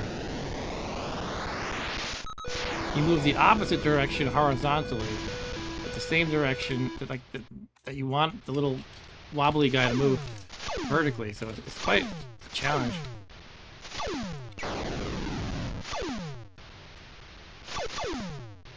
And I think when I was a kid, I mostly, again, played this on novice level because I was a wuss. I didn't really ever get good at that thing. But novice is almost like too easy. I had him locked, then I blew it. Alright, they're all done. Which starbase are these guys attacking? It looks like they're probably going to... Yeah, they're going to that one. Let's try to stay on course here. Up, up, up, down, right. Okay, I'm on course enough. On course enough.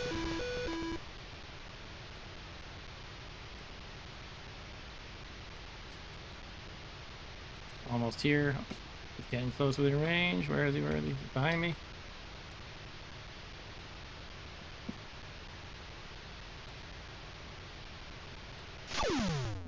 Whoa. Okay, one down.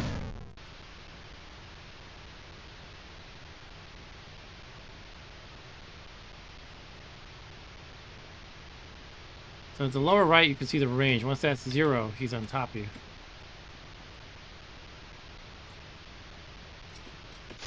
Behind me, it looks like. Oof. Okay, he's dead. One more to go.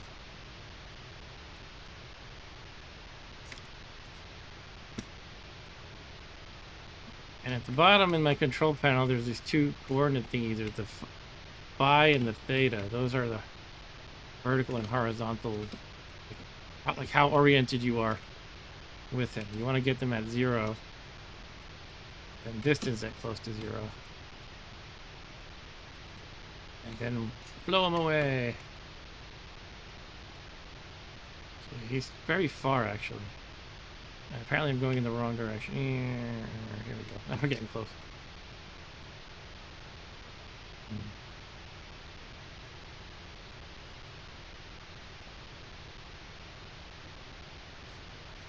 Ooh. Don't crash into asteroids. That's my tip of the day. Okay, he's far again.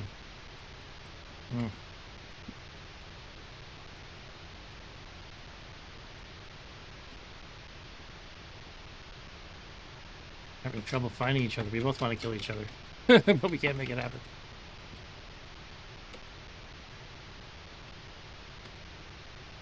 Okay, again, here we go. We're getting there. We're getting there. There we go. I'm going to lock in on his ass. There we go. And we have it. Ah, he got me too. Okay, he hurt me, but I killed him, so that's a good trade. Let me pause for a second. So Stu says the reference is from the arcade game Space Pirates, a light gun game from the people who made Mad Dog Macrea. Okay. And yes, hi, this is a Gallup poll. Do you think the country's on the right course? Not on the right course or on course enough? Yeah, sure. Alright, let's do it. Unpause. Uh-oh. Did I break it by pressing P? Come on, are you kidding me? The pause button, you can't...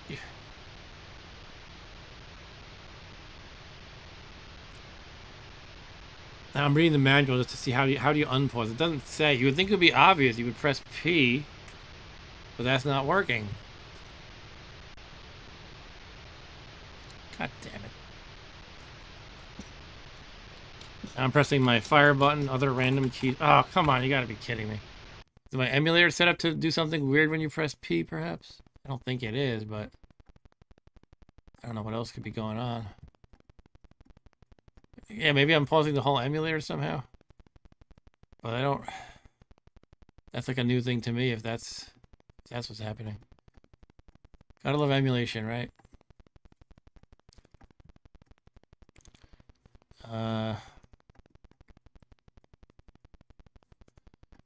Let's just... Oh,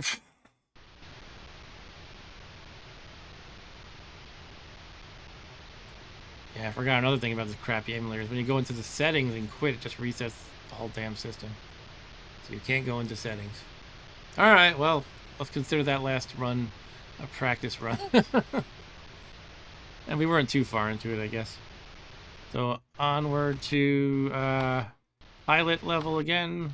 Let's go to the map and let's go right to these folks and kill them. Computer on. Right. Down, right. Up, right. Okay, shield on. Put some engines on. Kill people. I mean, kill Xylons, not people. Yeah, in the manual it's like, oh, you know, you guys were at peace, but then the treaty broke, so now you must kill all of them, exterminate all of them. Oh, okay, it's a little harsh, isn't it? I mean, you know, usually wars, you know, wars aren't always about just exterminating the enemy. There's usually some kind of an objective. I'm using Altira in a wrapper called Atari 8, something like Atari 8X Mac or something like that. It's for Mac, basically.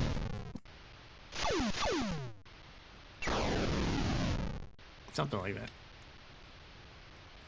Okay, let's get wrapped up here.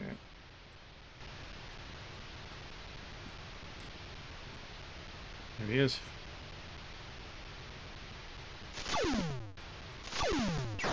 Right, that is done. Back to the map.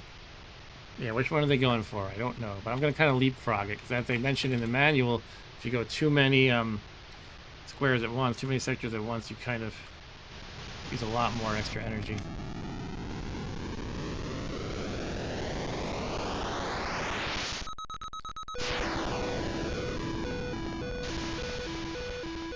Okay, 6. Yeah, it's not. Oh! Here's the Xylons. Let's exterminate them. Okay, 1 down.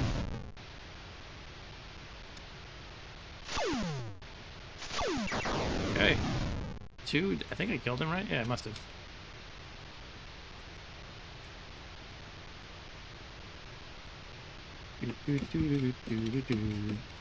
Let's kill Xylons. Yes, we will. Ah! Just fracking toasters. Was it fracking the word they used? I think it was, right? At least in the new Battlestar Galactica.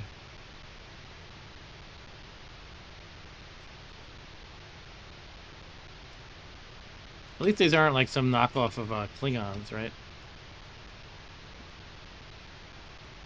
Oh, we got one of these guys. Shit. What broke? Damage control. Sector scan. Okay. Damn it. Go.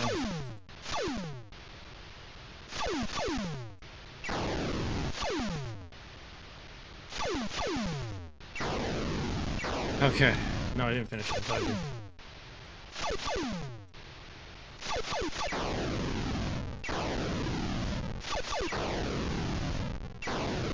Alright. Oh, that was a rough one. Alright, let's get it healed up if I can.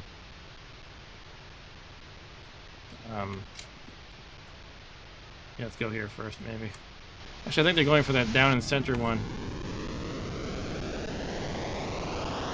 But I gotta get healed up. Let's kill these guys on the way to getting healed up. That's kind of my plan, basically.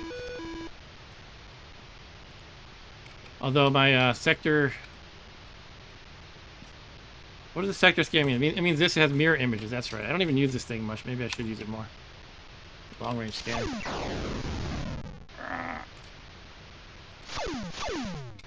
It has nothing to do with the galactic mapping not working. That was a different system. Alright. That guy's dead. Crimes against Xylonity? Is that the word they use? Xylonity, like humanity? I guess that kind of makes sense. Xylonity. Oh. Taking too many hits. Alright, I killed him. Did I? I think I did.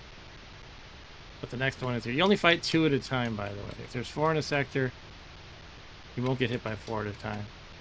You can see there's already some slowdown with 2 at a time, so... That's probably why they limit it.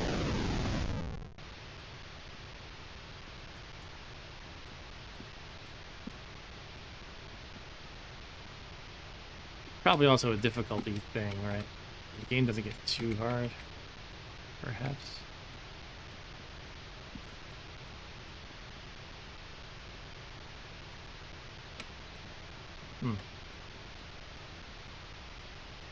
Let's look at the long-range scanner that's partially broken. I see a mirror image of everything because of that. It's kind of weird. I'm not even going to try. I'm already not very good at it. Alright, let's kill this guy. Come on. Just stop being a chicken. Chicken fight like a robot. I mean, Xylon fight like a human, I guess. I guess I'm a human. I don't think the game said I'm a human. It said I'm an Atari, and maybe I'm some kind of a horrible alien myself, actually.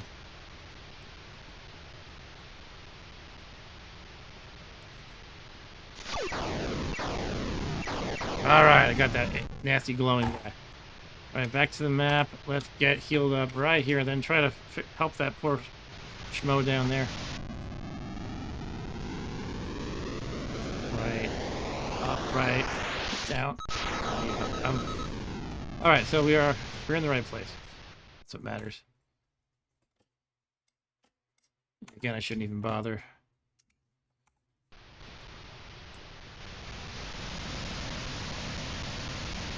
Figure if I'm about to replenish energy, I can afford to go extremely fast.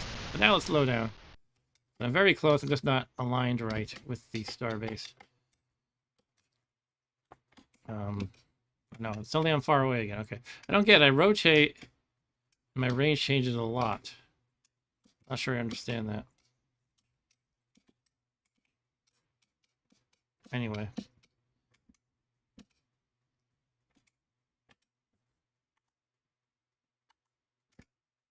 Yeah, I'm pretty far still, but I think I'm lined up now. We can go really fast. And we will slow down now. We're at speed 3. I zoomed up to speed 9. There it is. Go to 4.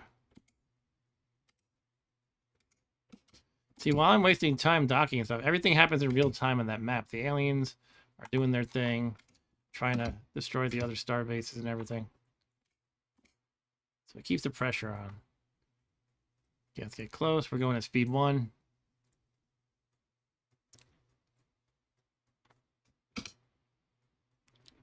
Getting close. Okay, let's stop. There we go. Here comes our little dude.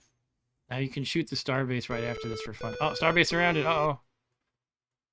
Does that mean it's already dead, or it's going to be dead soon? Let's see if we can help it out. We have to go pretty far right now, though. It's going to be expensive. See that guy fly away. Whee!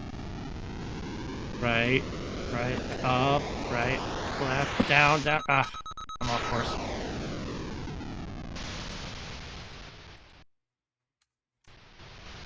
Down, right. I have to, like, tell myself.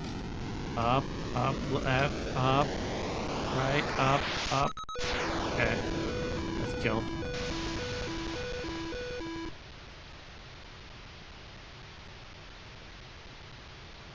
We're getting close, apparently. It's a little weird. You look at the range and, like, the rotation. Sometimes I just point away from it and it says my range is really close. I don't really get that. Then I try to point towards it again. I'm looking at that theta right now, or the phi actually. I don't know. It's just a little bit wonky, I guess. Let's try the long range scanner. Said you rotate it with left and right, and then you try to get it like as far away from you as you can somehow. I don't know how that makes sense, but that's what it's... Okay, I'm not doing it right, I guess. Starbase destroyed. Oh, I lost the starbase. Oh, that sucks. I will get my vengeance, however. How dare you kill my repair crew? That's all they are to me, really. Thanks for the like, whoever hit the like button.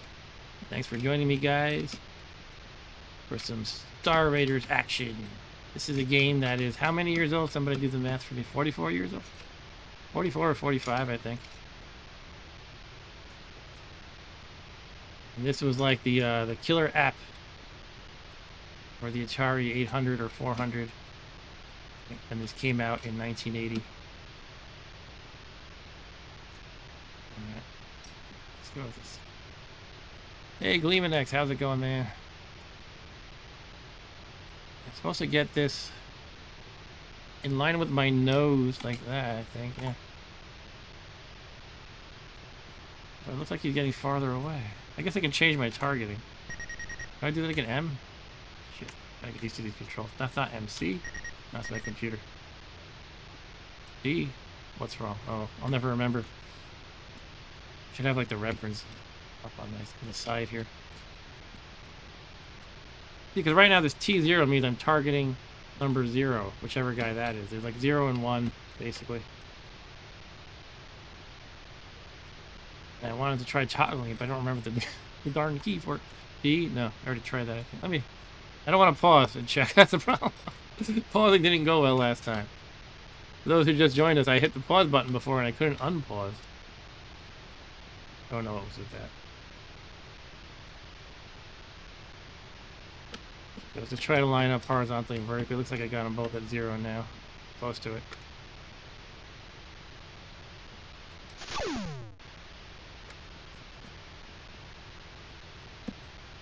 Ah.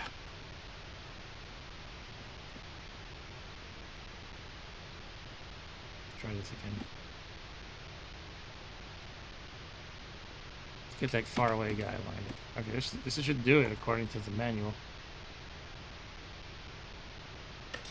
Oh, there he is.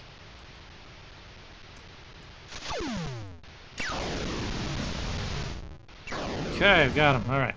Back to the map. We lost this poor starbase. It looks like they're headed west, probably to that top left one. Now, they all swarm on one at a time, according to the manual. So that's the one they're going for, it looks like. Up, left. Make sure we got our engines on. Let's kill some Cylons. Cylons in their imitation TIE fighters. Jeez. What broke? What broke? Damage control. Engines destroyed. Oh, jeez. I can putter around a little bit with no engines. You can see, like, my velocity, the V at the control bar is just jerking around. It's going from, like, 0 to 12, basically.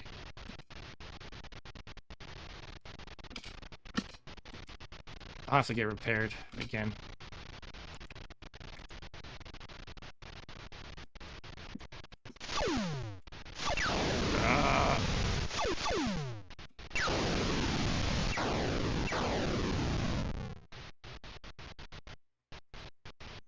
Hey, leaving next. No, I'm not stranded. My engines will putter along a little bit, even when they're destroyed. Otherwise, it would be game over. They wouldn't have any way to get you out of that. But yeah, you want to get repaired as soon as possible, basically. So I'm thinking you shouldn't look at the range unless you are lined up horizontally and vertically. It just seems to be almost random sometimes, or I'm not understanding something. So let's get lined up. Could use the long-range scanner.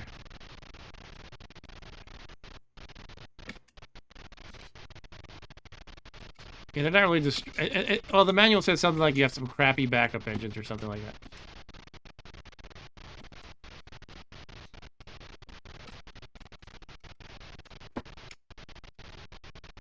Let me try this again. I don't know.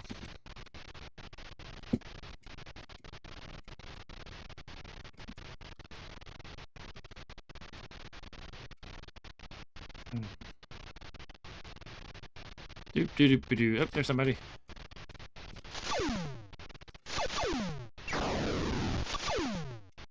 Alright, got him. Cool. Let's get out of here. Let's get repaired. Yeah, they're gonna swarm that guy up there. Jeez. Do I go right to repair first, or just go for it? I'm just gonna go for it. I'm gonna go over here. It's gonna be a long jump, but we're doing it. It's gonna cost a lot of energy, but I'm gonna get repaired soon anyway. Right? Okay, down, right, up, left, right, up, right. Red alert. Okay, that's alright. We'll kill these bastards. Well, they're already in my face.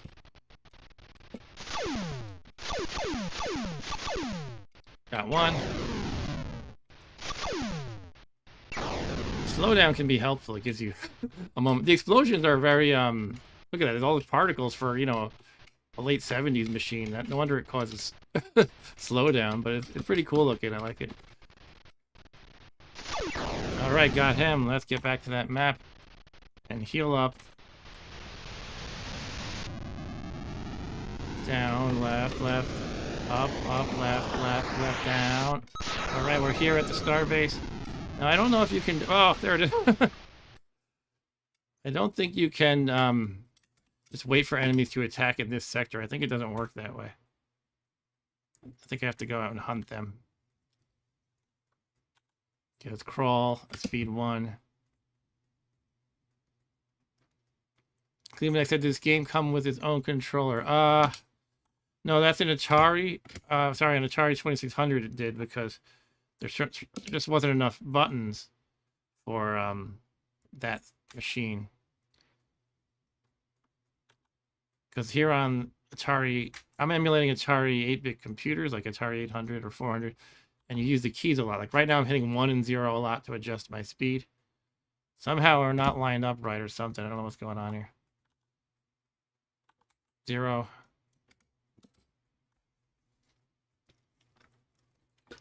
What do I have to do? I'm at range 0.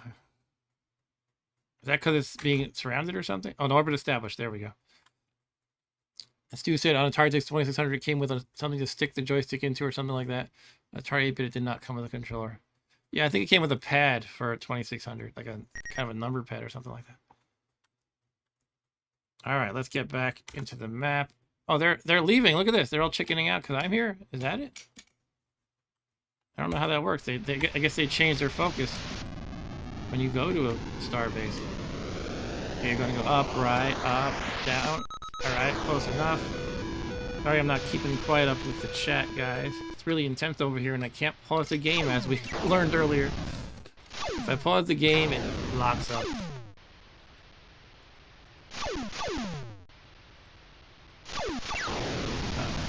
Okay, I'm gonna take a quick look. Stu says those destroyed engines are great. You still have your hyper jump.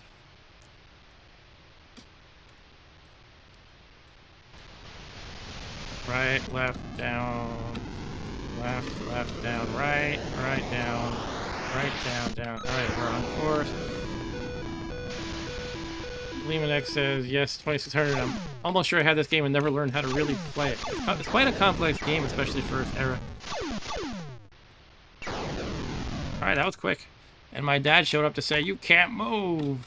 That's the classic line in my household. Where somebody's controls wouldn't work and they yell, can't move, and my dad say he would make fun of us for like maybe we were faking it or something, I don't know. Or just that it was a convenient excuse for losing, perhaps. Oh, we got this guy. The glowing dude. But hi, Dad. Okay, we got that. And what else? Lehman X says, yes, a number pad thing, yeah.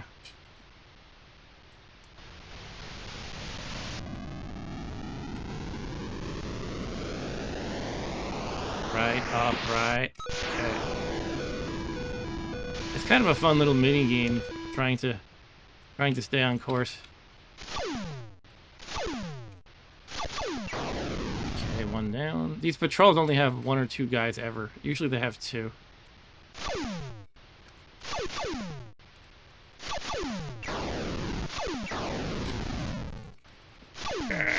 Alright, got him. Lehman X says, I think it had a plastic overlay to give buttons different functions. Yeah, that sounds appropriate for the era. These little patrols seem to be not too... Oh, jeez. Down, left, right, up, left, down, right. Alright, good enough. Yeah, they were definitely... That definitely rings a bell, and I think, I never had that version, but I've seen it. I think my buddy has that one. He brought over his pile of Atari games like a couple of years ago. He had stopped by his mom's house. We didn't like set it up or anything, but he got the console and a bunch of games. And I think he had this controller. Also, he had like a basic programming language cart, which is kind of hilarious. Imagine trying to program on an Atari 2600. Sounds like a nightmare to me. I don't know. You don't even have a keyboard, do you? What are you, like, cycling through different commands with your directional? Your joystick? Might have used that special keypad, perhaps. I don't know.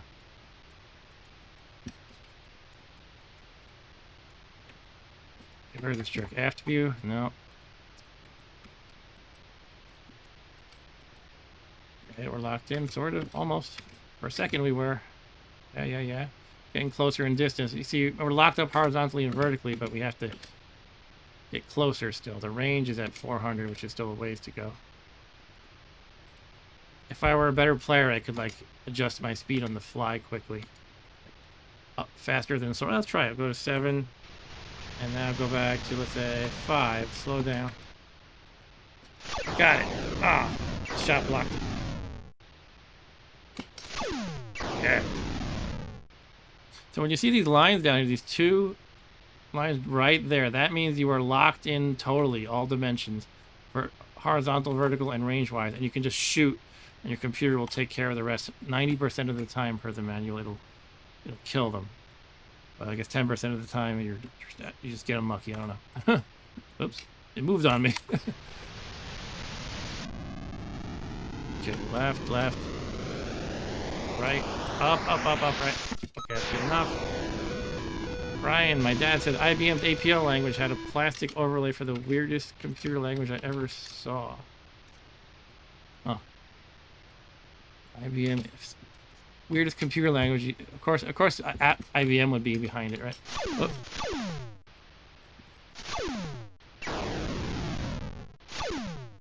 Okay, I thought we were locked on, but I might have moved out of it. Ah! Tell him that was gonna happen. Jesus Christ. What's the thing doing to me? Damage control. I killed it, I think, but still another enemy, and my subspace radio is dead. Damaged. Destroyed, not damaged. If I don't get any more information. I think is that the one that determines the galactic max too? It might be. Yeah, that thing managed to just keep wailing on me somehow. It was able to, like, lock me in and just fire away.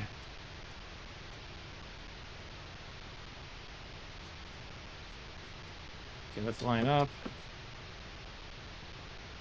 Go to speed 6, perhaps.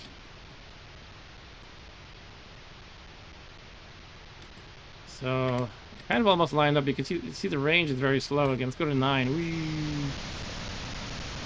And now we will reduce to 6. We're a little bit off course now. There he is. Alright. Got him. Same thing for the RNG language. Just do random number generator. Oh, did we not kill everybody here? Oh, my subspace radio is destroyed, so all my info here is all scrambled. But basically, there's only one fleet left, and the starbases shouldn't have moved, so I'm going to go to this starbase, get repaired, and then finish off that last fleet. If I hit the right button, though.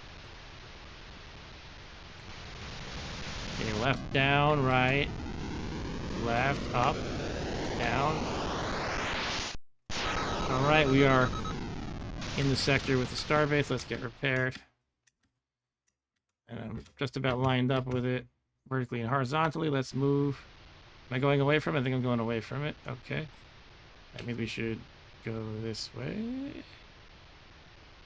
Do a 180. Yeah, now we're getting close to it. Speed up a bit. Oh, slow down, slow down. Okay, let's go to speed 3. 2. Stop. Orbit established. Oh, I aborted by accident. Okay.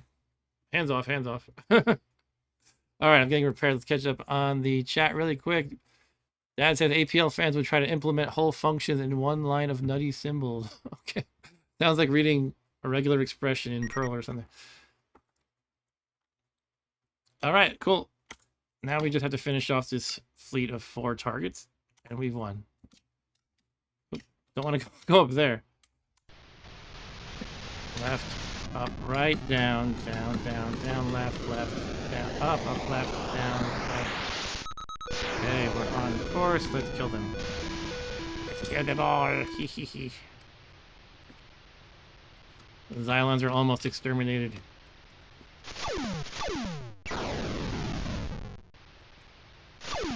Good. 1 down, 3 to go.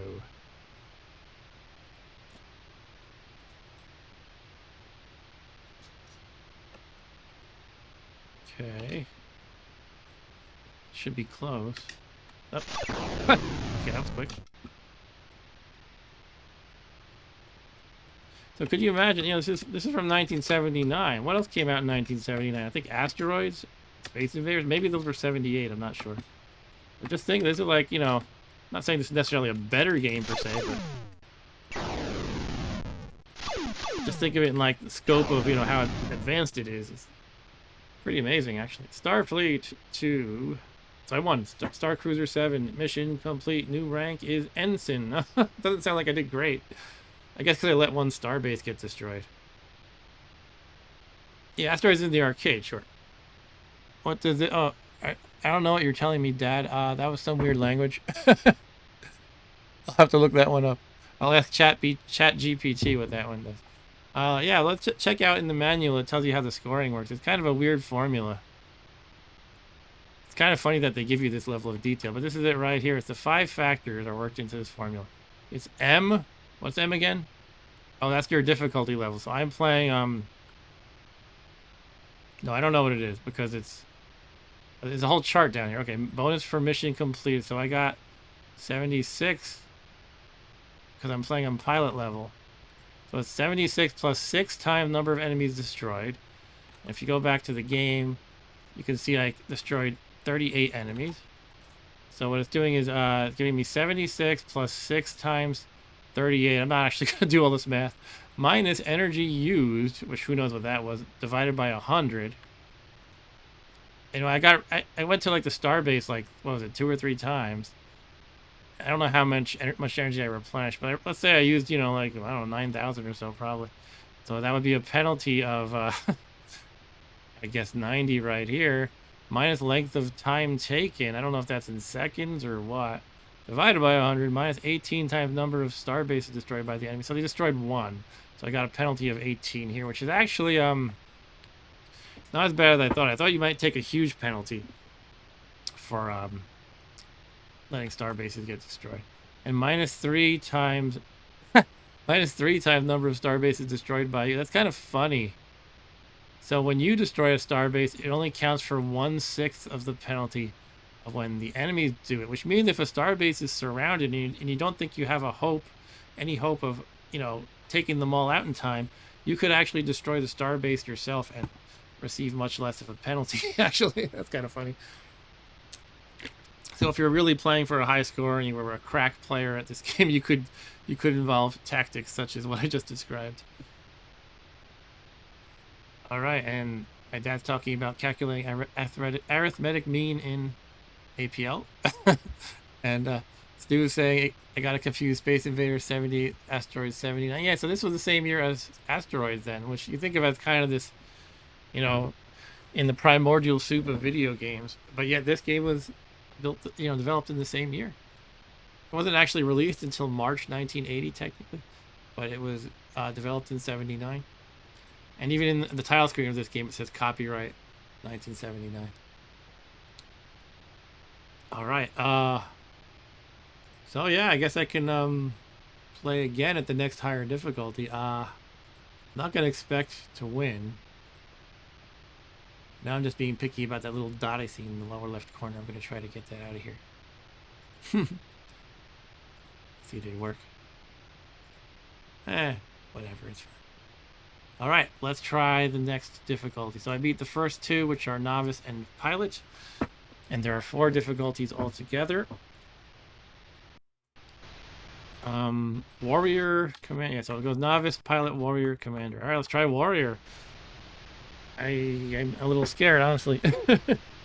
I think that the hyper jump navigation thing might be even harder this time. Harder to keep on course. And probably everything else is harder, the enemies and whatnot.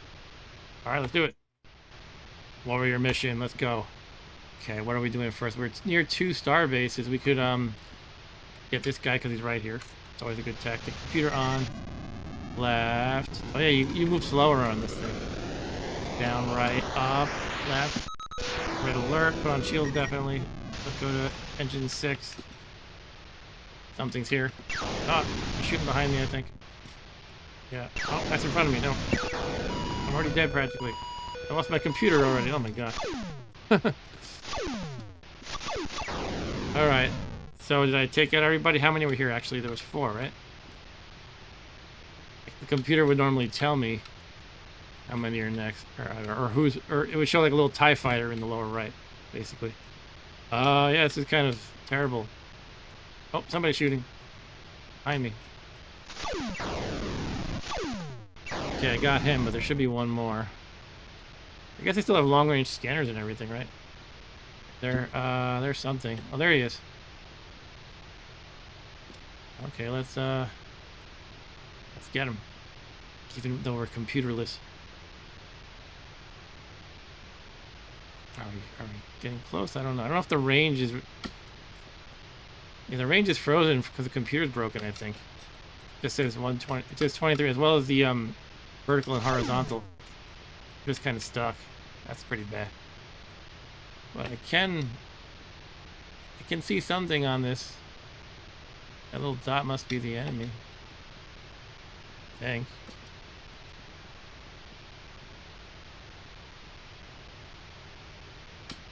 I don't know. I might just leave here. Let's just leave because there's a starbase nearby. You can just get repaired real quick. Might have actually killed everything in that sector. Let's go to this one. Just closer to some enemies we can take out right after. Oh god, I have to do this without the computer, so I just have to get right in the center. And I don't know if I'm in the sector with the starbase. Can I tell from here? Yeah, I guess I can. Okay. How do I find this thing, though? Should be fun. I guess a long-range map again. There it is. So you want to get it up top, it says. And that should do it, I think. Let's go slow, though. It's weird that you can still get the long-range scan, but not anything else. I guess the computer controls the short-range stuff, or this control stuff at the bottom. But the long-range scanner doesn't use a computer, apparently. I don't know. I don't think I'm facing it anymore. I want it at the top. Like so. But I don't know if my angle is right. How am I going to figure this out without wasting an hour here?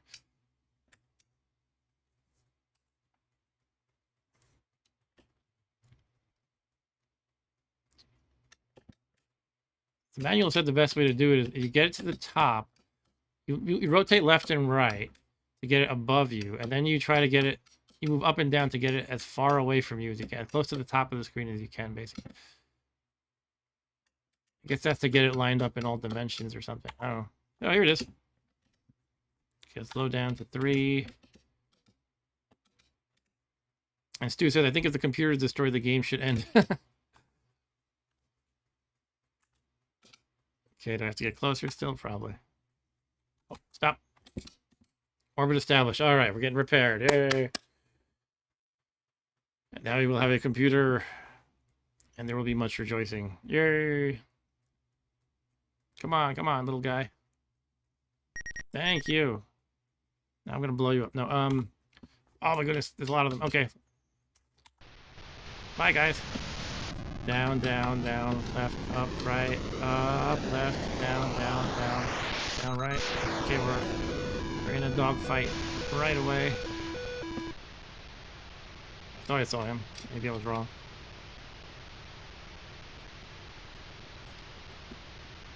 Oop. There. 1 down. 2 down, and that's it. Alright, next. Kill them. There should be 4 right here. Right, up, left, down, up, left, down, right, down, up. Okay. Now I know I probably sound ridiculous saying the directions, but it helps me to get the directions accurate when I speak it aloud somehow. Oops, getting hit here. Let's go faster. Must go faster. Because when you're trying to keep that navigating thing on track, the little guy that's veering around, up makes it go up, down makes it go down, right makes it go left, and left makes it go right. It's a little bit unintuitive. For me, anyway. think I got him, so it's 2 down, 2 to go.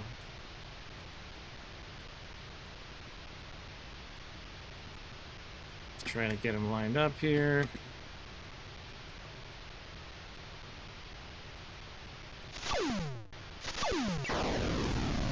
Oh, 2 of them. 1 left. None left. All right. Now, are they going to the right or to this? I guess I need to protect the one that's right in my face regardless. The starbase, that is. Down, left.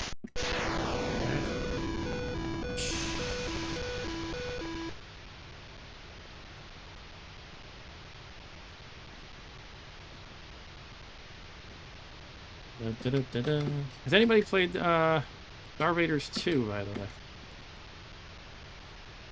Has anybody played this one, actually? I heard a couple of comments about not really knowing how to play the game. I was surprised that Stu never played it. I guess you haven't played every single old game, right, Stu? Alright.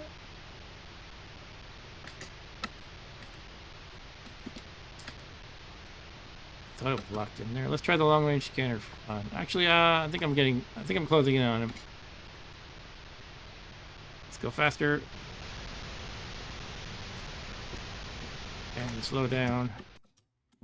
6.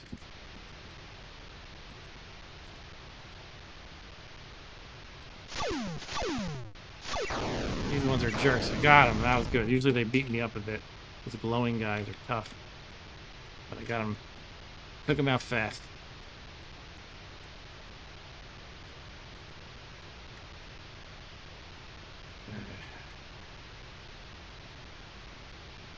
Get lined up again.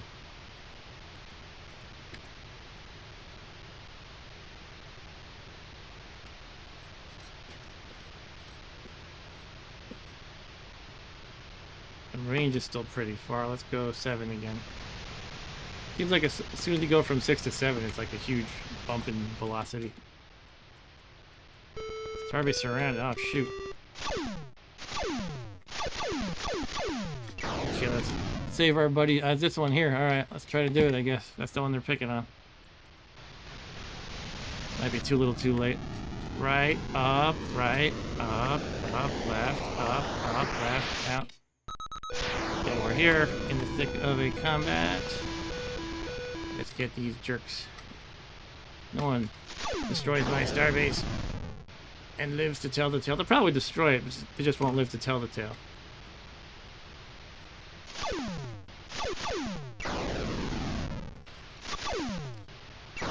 Oh, I lost my computer again. Oh no. That's horrible.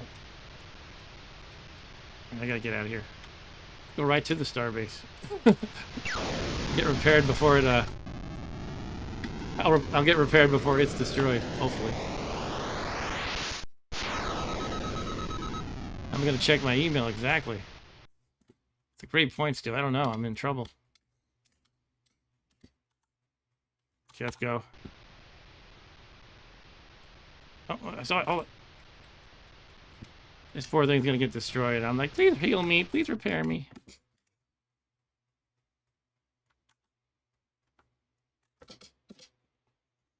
Okay, let's go speed 1.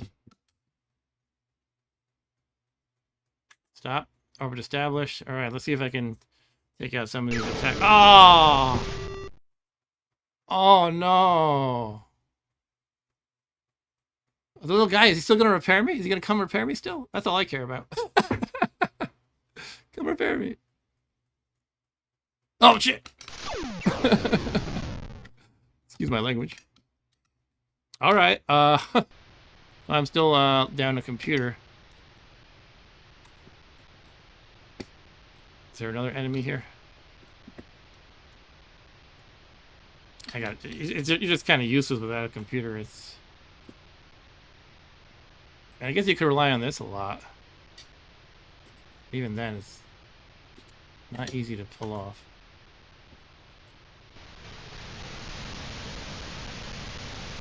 Use my phone. That's right. When a computer's broken, I can usually use my phone in real life.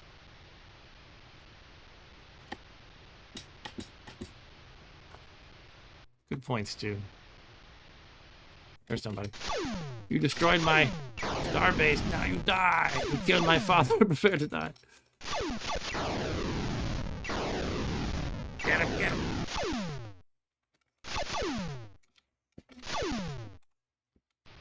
Oh. Okay, got him. Alright, let's kill some people on just go straight to the starbase. We're gonna kill some people on the way. Kill some enemies on the way, that is. I don't think I have such a luxury. Am I in the sector or not? I guess I'll find out here. What does that mean? Could that mean the starbase? I'm not even sure. Let's just go here again. Make sure. Left, up, right, up, right, up. Okay, I've got to be here now, right? Yeah, looks like it from there. There it is. It's off the top, though.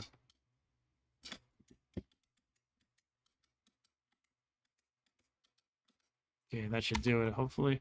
Let's go fast. Slow down, check the long-range scanner. Okay, we're getting close to it. 5 speed, how about 6 speed? I had 8 viewers for a second. Now I have 3. I think I passed it or something, or wasn't lined up right.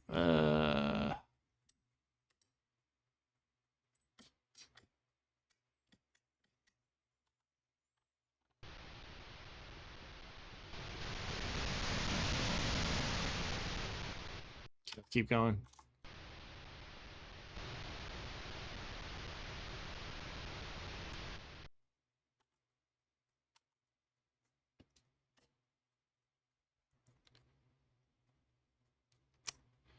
I need some visual identification, whatever the term is. All right. Back to up top. You know, it says you want it like at the top of the screen as well. Like you want it oriented north and at the top of the screen as much as possible. I guess that's how you can be oriented in all dimensions, but it's a little weird. And for whatever reason, when I was a kid, I never used that tool. I guess because it was just too confusing to me. So I'm kind of just learning it now, basically. But yeah, this is good. Found it. All right. Whew.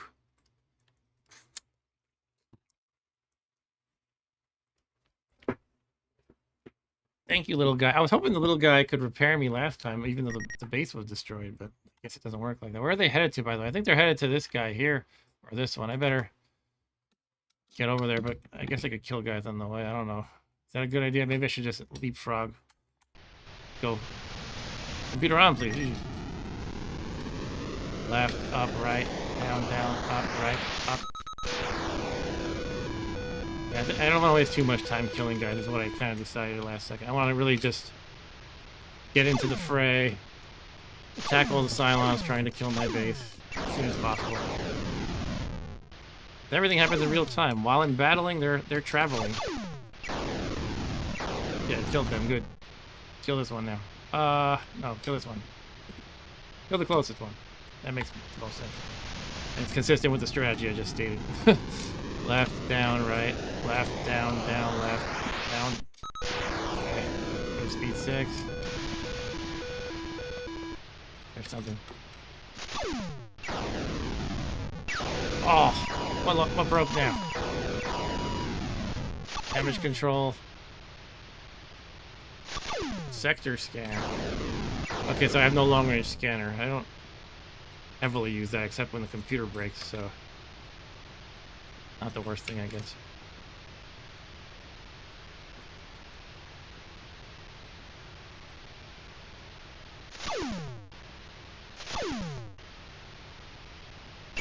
Oh. There it is. I was about to check my aft. Okay, that's dead. Let's kill, I don't know. Kill you. Up, down, right, down, down. Alright, well thank you everybody. I'm not signing off, I'm just saying thank you for watching me play Star Raiders tonight.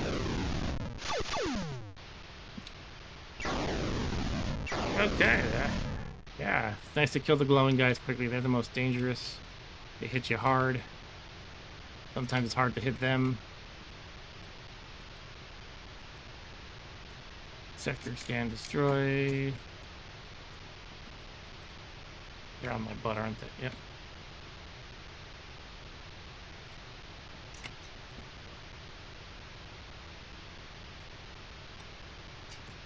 Come on, where is this jerk? I just keep seeing their shots flying by. Aft. Yeah. they're on my aft. They're on my big fat aft.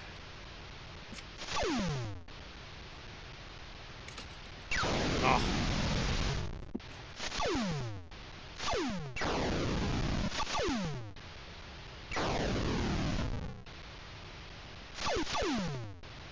Okay, the guys on my right, probably also on my aft. Get off my aft. Let's go faster.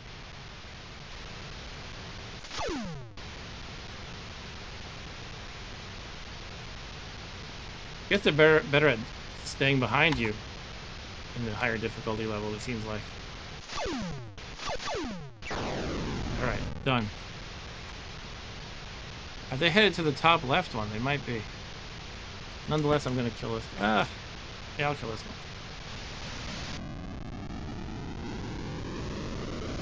Left, right, up, right. And for those who missed the explanation and the rules read through, they all swarm only one starbase at a time. They all swarm it. They don't like divide and conquer intelligently, because it would just be too hard probably if they did that. So you kind of have to observe where they're kind of all swarming to,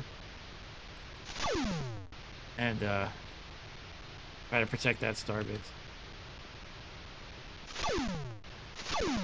Okay, one down.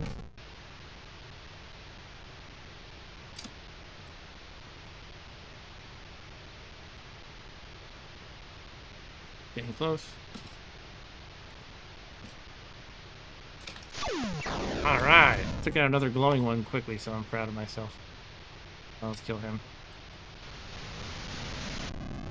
Down, down, down, right, up, right, down, right, right. I think I missed it. Yeah, it just moves, I guess. Let's go here and take out this Jerko. Down, up, right, down, left, left, left, down, left, right, up, down, right. Alright, perfect. I made you watch Princess Bride clips?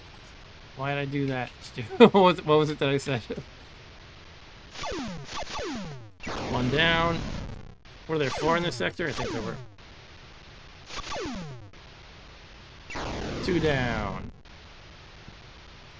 Aft view, nope.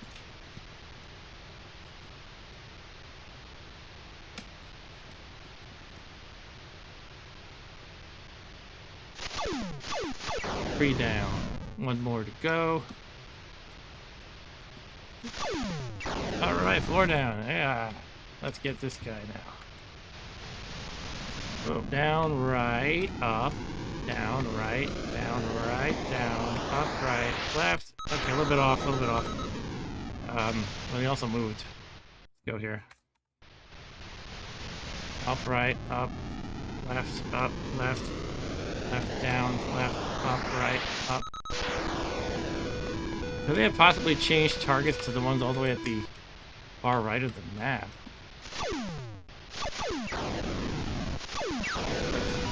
Something else broke. Great. Damage control. I'm in the middle of a dogfight and I have to read this report. Computer damage. Oh boy. It's not computer destroyed, it's just damaged. There's like 2 levels of it. So none of that's great, of course, but let's just get repaired, I guess. The base is right here. We have 2 things wrong with us.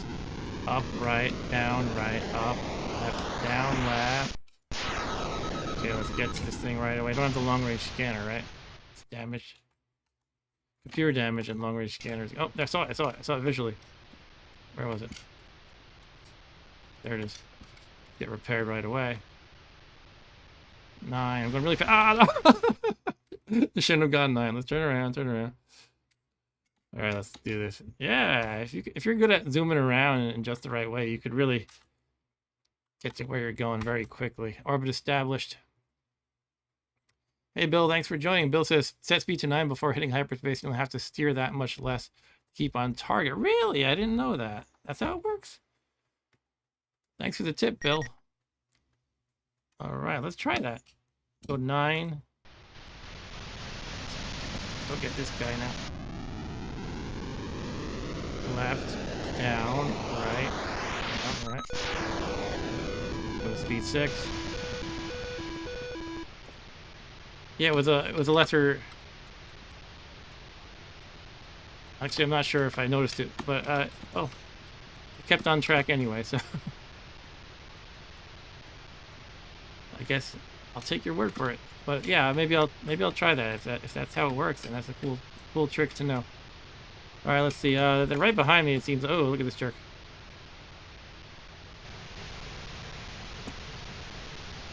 No asteroid crashing, please. Yeah, I mean, on this difficulty of 3 that I'm playing, the warrior one, it feels like more like I'm in the kind of like dogfights more often, where they try to get on your tail. Somehow I'm slapping those glowing guys down more easily than I was earlier in this stream, though, so that's good. They were giving me a lot of trouble before.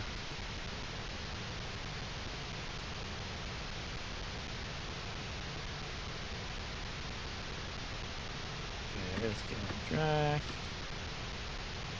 Getting closer.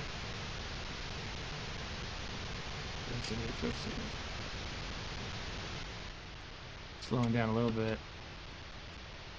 Let's speed up again.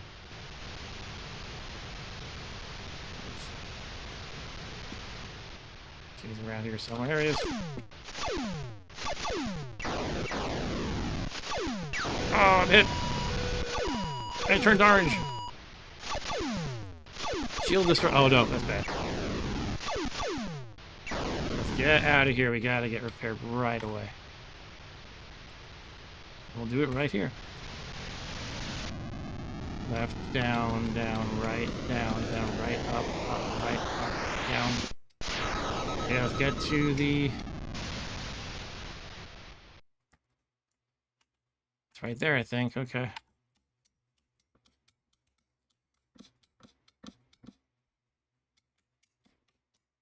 Let's go to speed 6. Slow down in a moment. Go to 3, 2, 1, and 0. Orbit established. Oof. All right, Stu says, I want to see it say your ball's destroyed. I would rather not that happen. I guess it's better than my shields, though. I mean, shields is one step away from your balls and everything else being destroyed. So, if we're going to get into that. All right, so here, yeah, let's take this guy out. Our shield, what am I doing? Wrong button. Right, up. Okay, computer's on, shields are on, right? Yep, okay. Missed them, I missed them. Get over here. Up, down, left, right, up, right, up, down.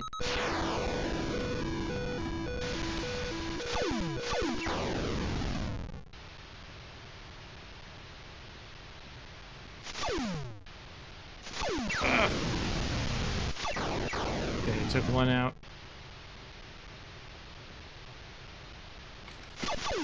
2.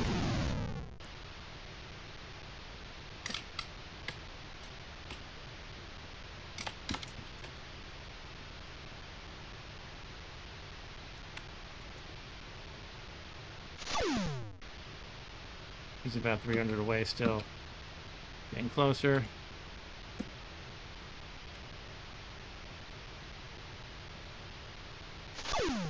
Got him. Alright, let's finish off these losers. Those the groups of 4 on the right don't seem to be moving much. Oh yeah, the ones that are bigger are slower, they said. The bigger fleets. Down, left. Okay, we're on track. Whoop.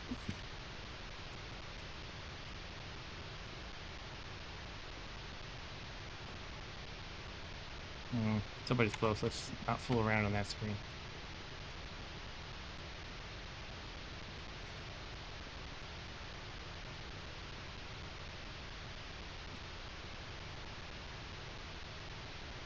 Yeah. I don't know if that helped at all. But he was behind me, so I tried to do a spin around move or something. Not quite like the one you can do in Star Fox. Okay, that's a game I haven't played in a long time. Star Fox. That's a game that the original Star Fox. I'm usually the last person to say, oh, games don't age well. I don't think the original Star Fox ages well because it looks so horrible now. At the time, it was like, ooh, 3D polygons, but now it's like, oh my god, this entire enemy is made out of 3 polygons.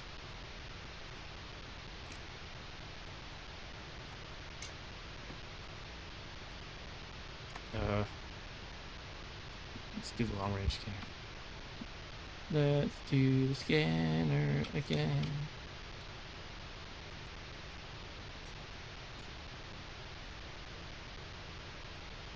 Super fast. Go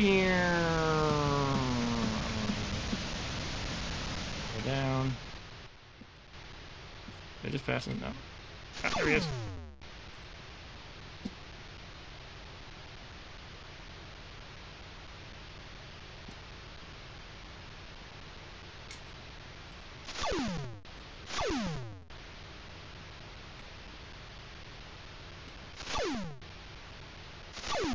Behind me again.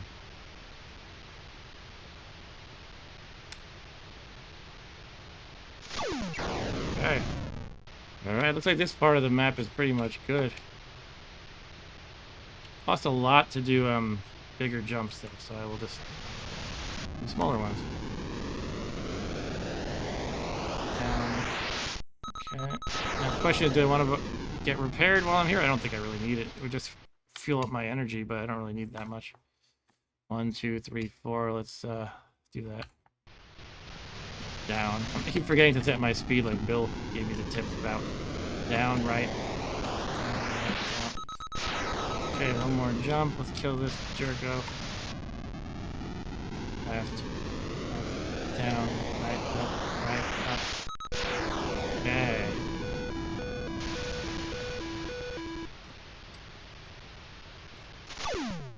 One down. 3 to go.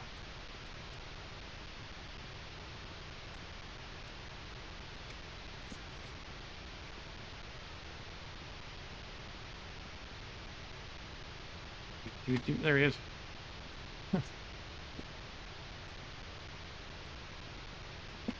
And me again. Ah, now what I do? Now what got damaged? Engines, oh man. There he is.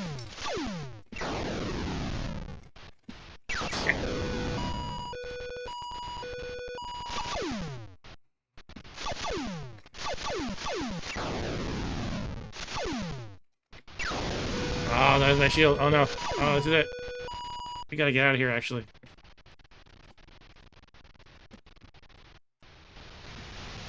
I get repaired or I'm done, so I just escaped that combat. Up, left.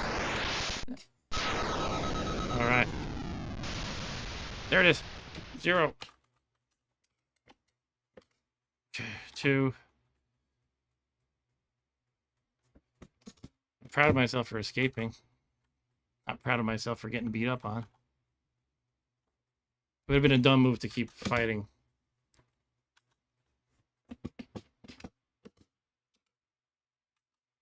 Orbit established.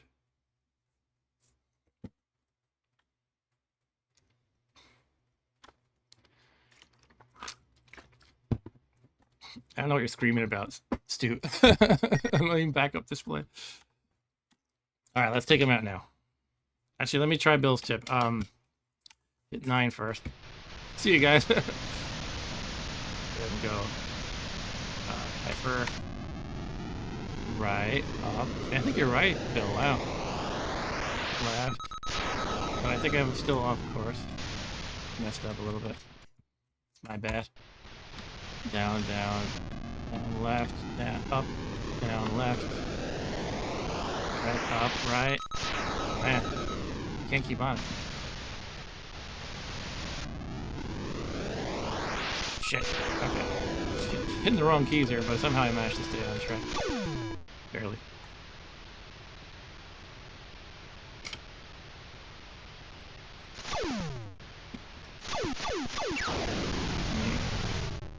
I was bragging about taking these guys out too easily before. Now they're like, oh yeah? See you take this out. There we go. Eat that.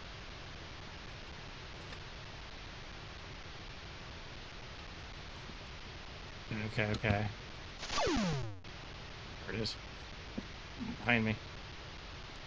I'm not sure what the best move is when they're behind you. I'm kind of just like holding it in one direction, hoping I can like loop around. Something like that. You can probably just adjust your speed too, that might help. Ah, I lost something again.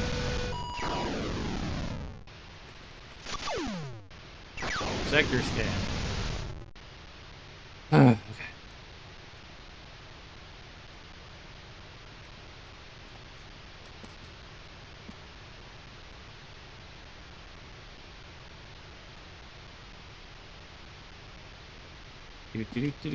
Getting closer. Okay.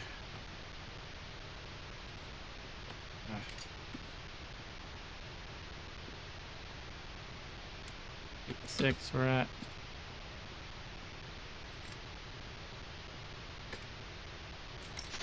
Yeah, alright.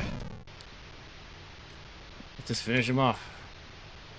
Yeah, we're gonna go to speed 9 first, that's right. Down, left, right, down, left, right, down, up.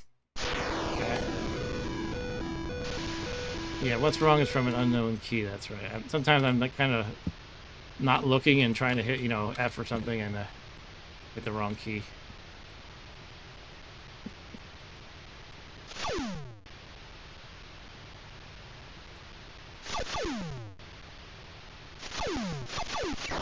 Somebody on my aft. Maybe not my aft. Let's go speed up 8. 6.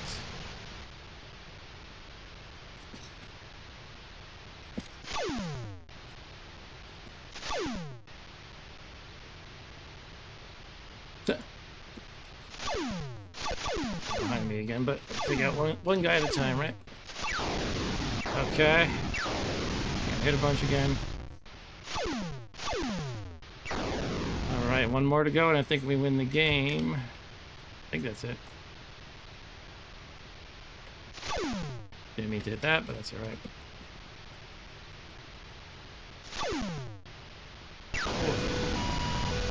Coming down to the wire here. Or not. Alright, that's it. Starfleet to Star Cruiser 7, mission complete. New rank is still not a great rank. Ensign, class 5. Congratulations. Alright, let's catch up with the chat, because it was too hard to look away, and as we saw before, the P key is not letting me unpause like it's supposed to. Alright. Yeah, Stu said annoying display that warns you of damage destroyed. Gleeman said I am easily impressed by simple polygons. I remember back in that, when those were new, those 3D games with simple polygons, I was impressed too. I remember I had a game for DOS called 4D Boxing. It was like a boxing game with the characters made out of these large polygons. And it looked so beautiful because, you know, it was like 3D. You didn't really have these 3D models back in the day. So it was like an intriguing thing. You know, you could look at the boxer from every different angle and stuff. Stu's making cracks about the annoying stuff. Bill said, if I had all the money and skill in the world, I'd rig up a captain's chair with a joystick with fire button on top on one side, a lever for speed, and button for toggle system. That would be pretty awesome, yeah. And Stu said, why did it say what's wrong on the screen? Bill replied, what's wrong appears when you hit an unknown key. Yep. Eric said, I'm out for the night. Thanks for the stream, Mark. All right, I probably missed you, Eric, but yeah, good night, and thanks for joining me as always. And Bill says, I made myself a What's Wrong t-shirt decades ago. That's cool. Wore it to death. You must be a big fan of this game, Bill. Thank you for joining the stream. I know I'm probably not exhibiting awesome skills here, but yeah, this is a game, you know, I was extremely young when I played this game. I never really got the hang of it. I just used to play like the novice difficulty and shoot things. I didn't really understand all the complex systems and stuff, so I'm kind of learning that now. But yeah, it's a fun game for sure, and it's pretty advanced and deep, especially when you consider the time period in which it was created, 1979. Like I was saying earlier, you know, what were the big video games of 79? Well, I think of Asteroids, which it's a great game, but you know, it's It's like a no-brainer arcade game, sort of. Not like this. Anyway, not to diminish anyone who likes, asteroids, or, there is definitely some room for tactics and strategy in that game. But the point is, this seems like a whole other level, like a deeper game. And Bill said my first website, 95 or 96, is my Star Raiders tribute page, still up. That's pretty awesome. How did you find my stream, if you don't mind my asking? Was it my post on Atari Age, or just it randomly showed you on YouTube or something like that? Yeah, so you know what? I'm trying to decide right now, do I want to attempt playing on the 4th and final difficulty level, or do I want to call it here? I'm probably going to get killed, I feel like. And let's see, Stu says it's real BS that you killed like 10,000 enemies and your rank is ensign. Well, technically I only killed 47, but mostly what it probably came down to is how much energy I used. That seems to be a huge factor. And also how much time you take. Those seem to be like the biggest factors in lowering your rank. If you use too much energy and take too much time. So you probably have to really get good at doing it fast and efficiently. And Stu says you should tell them to take their commission and shove it. Bill says YouTube just threw it in my feed just now. It knows me well. That's awesome. Cool. Yeah, I mean, the funny thing is I wasn't even really thinking about this game much lately, but my my buddy Andy, I don't know if he's still in the chat. I talked about this earlier. He went to see the Wimbledon tennis tournament recently in the UK, and then he came to visit for some board games. Me and some other friends had a board game gathering. And he asked if I wanted any snacks, so I was Googling for UK snacks that are not available in the US. And I saw this on a list, Space Raiders. So I was like, why don't you bring me some Space Raiders, please? And so he did. And that made me think of Star Raiders, long story short. So here I am playing Star Raiders because of a British corn snack that looks like this, by the way. Oh, that's a broken piece. Another broken piece. Are they all broken? That's disappointing. Here's one. They look like these little alien heads. And they have a very pickly flavor, so it's not up everybody's alley.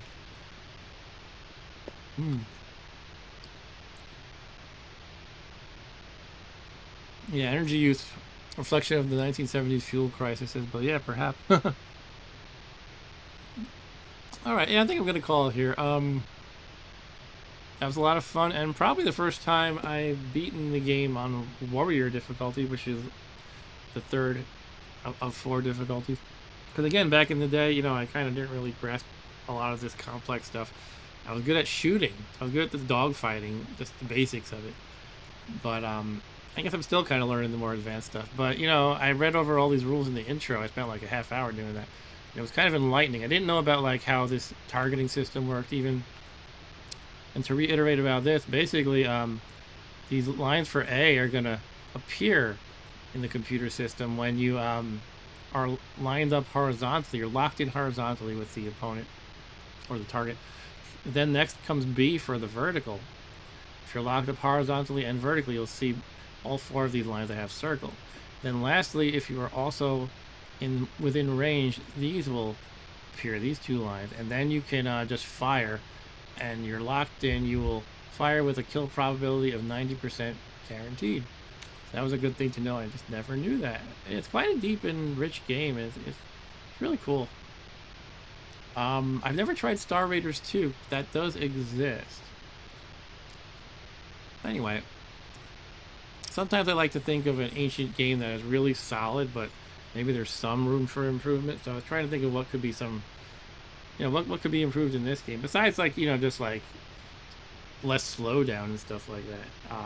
It's hard to think of much. I was thinking maybe it could support an analog joystick, so you could like really just slightly tilt your joystick and you only rotate a little bit, or just hold it really hard and you really rotate quickly. Better player, says Stu. Dope. What else was it? I had another idea. I can't remember what it was now though. Better player, yeah, better player would be good. Maybe if I'm assuming that it limits you to 2 enemies at a time, just due to there would be too much slowdown. Maybe if that could be worked out, you could at a higher difficulty, you could be allowed to fight 3 or 4 at a time, maybe. Again, they'd have to work out the slowdown, but. And Bill said, if I recall correctly, there's a hack that improves frame rate when there's an explosion happening. That's great. This game has really good explosions for the era. You see all the little particles shoot out. That's way ahead of its time, 1979. And that does cause a lot of slowdown, though. But as Bill is saying here, apparently there's a hack that improves that frame rate. And I would love to find that. I'm assuming it's for Atari, not like for PC or something. And Stu says, Mark, are you coming to LI Retro? I am going to try. I don't have it planned or anything, but yeah, I'm gonna try to do that. Let me check my calendar quick. What is that? The weekend of August 10th or so? Yeah, I'm gonna be. I might have to make it on just that Sunday, assuming it's the 10th or 11th weekend. But that's okay. I got something going on the 10th. Assuming I even have the right date. Alright, so yeah, I'm going to call this a stream. It's 11 o'clock. And part of me wants to try it on the final difficulty level, but let's leave it on a high note. And yeah, I'd love to get my hands on that hack if I can find it. If you know what it's called or anything, Bill, maybe I can just Google for it, probably. Star Raiders hack. Oh, wow. Right away, I found something on Atari Age, a rather extensive hack. Let me show what I'm looking at. This is kind of fun. Somebody named Glurk. I don't know if he finished it, but he posted something here. Rather extensive hack of Star Raiders, including color, graphic, font, text, and sound mods. Some will call it blasphemy, and others will like it. Okay. Most of the stuff is just quibbles I had with the original. I tried to make the fonts consistent, add more color, etc., etc. Still Star Raiders. Okay, it seems like it's not really a great hack. I mean, I don't have any problems with like inconsistent fonts or anything like that. Not sure who would care about that. I guess everybody's different. To each his own. So it's August 10th, says Stu. Yeah, I'll probably be there on the 11th. So I have to figure out my plans, but I don't see why I shouldn't be able to go that day. But again, I'll be busy on the 10th. I have something going on then, but I should be free the 11th. So yeah, maybe I'll see you again there. Last year I saw Stu at the Long Island Retro Gaming Expo.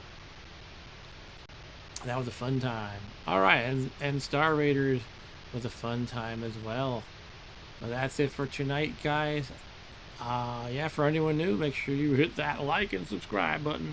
Or don't if you don't like this stream and you don't want to subscribe.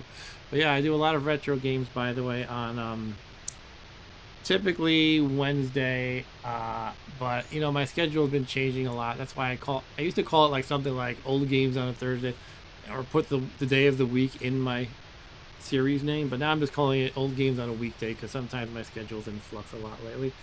In fact, I might actually do it Tuesday next week. One of our super regulars, his name is Arturo, and he can't do Wednesdays anymore, so I might change it to Tuesdays for his sake.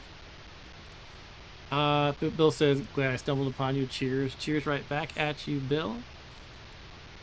And Gleeman X says, good night, Mark and friends. Good night, Gleeman X. Thanks for reviving this game and showing how it's played. Yeah, it's a great game, and you know, definitely worth playing. I would say, you know, if you're gonna say I want to play an Atari 8-bit computer game, what do I play? You know, if someone asked that question, I can't imagine not mentioning Star Raiders, basically. I don't know if it would be the single game I would recommend. There's a lot of good ones. I might choose Mule, but Mule's on other systems too. Star Raiders is a must-play, let's put it that way. Anyway, that's all for tonight. Thanks again, guys. So I'll see you next time. Might do a stream Saturday with Mr. Rob Bob, by the way, of something else entirely. But until next time, take care.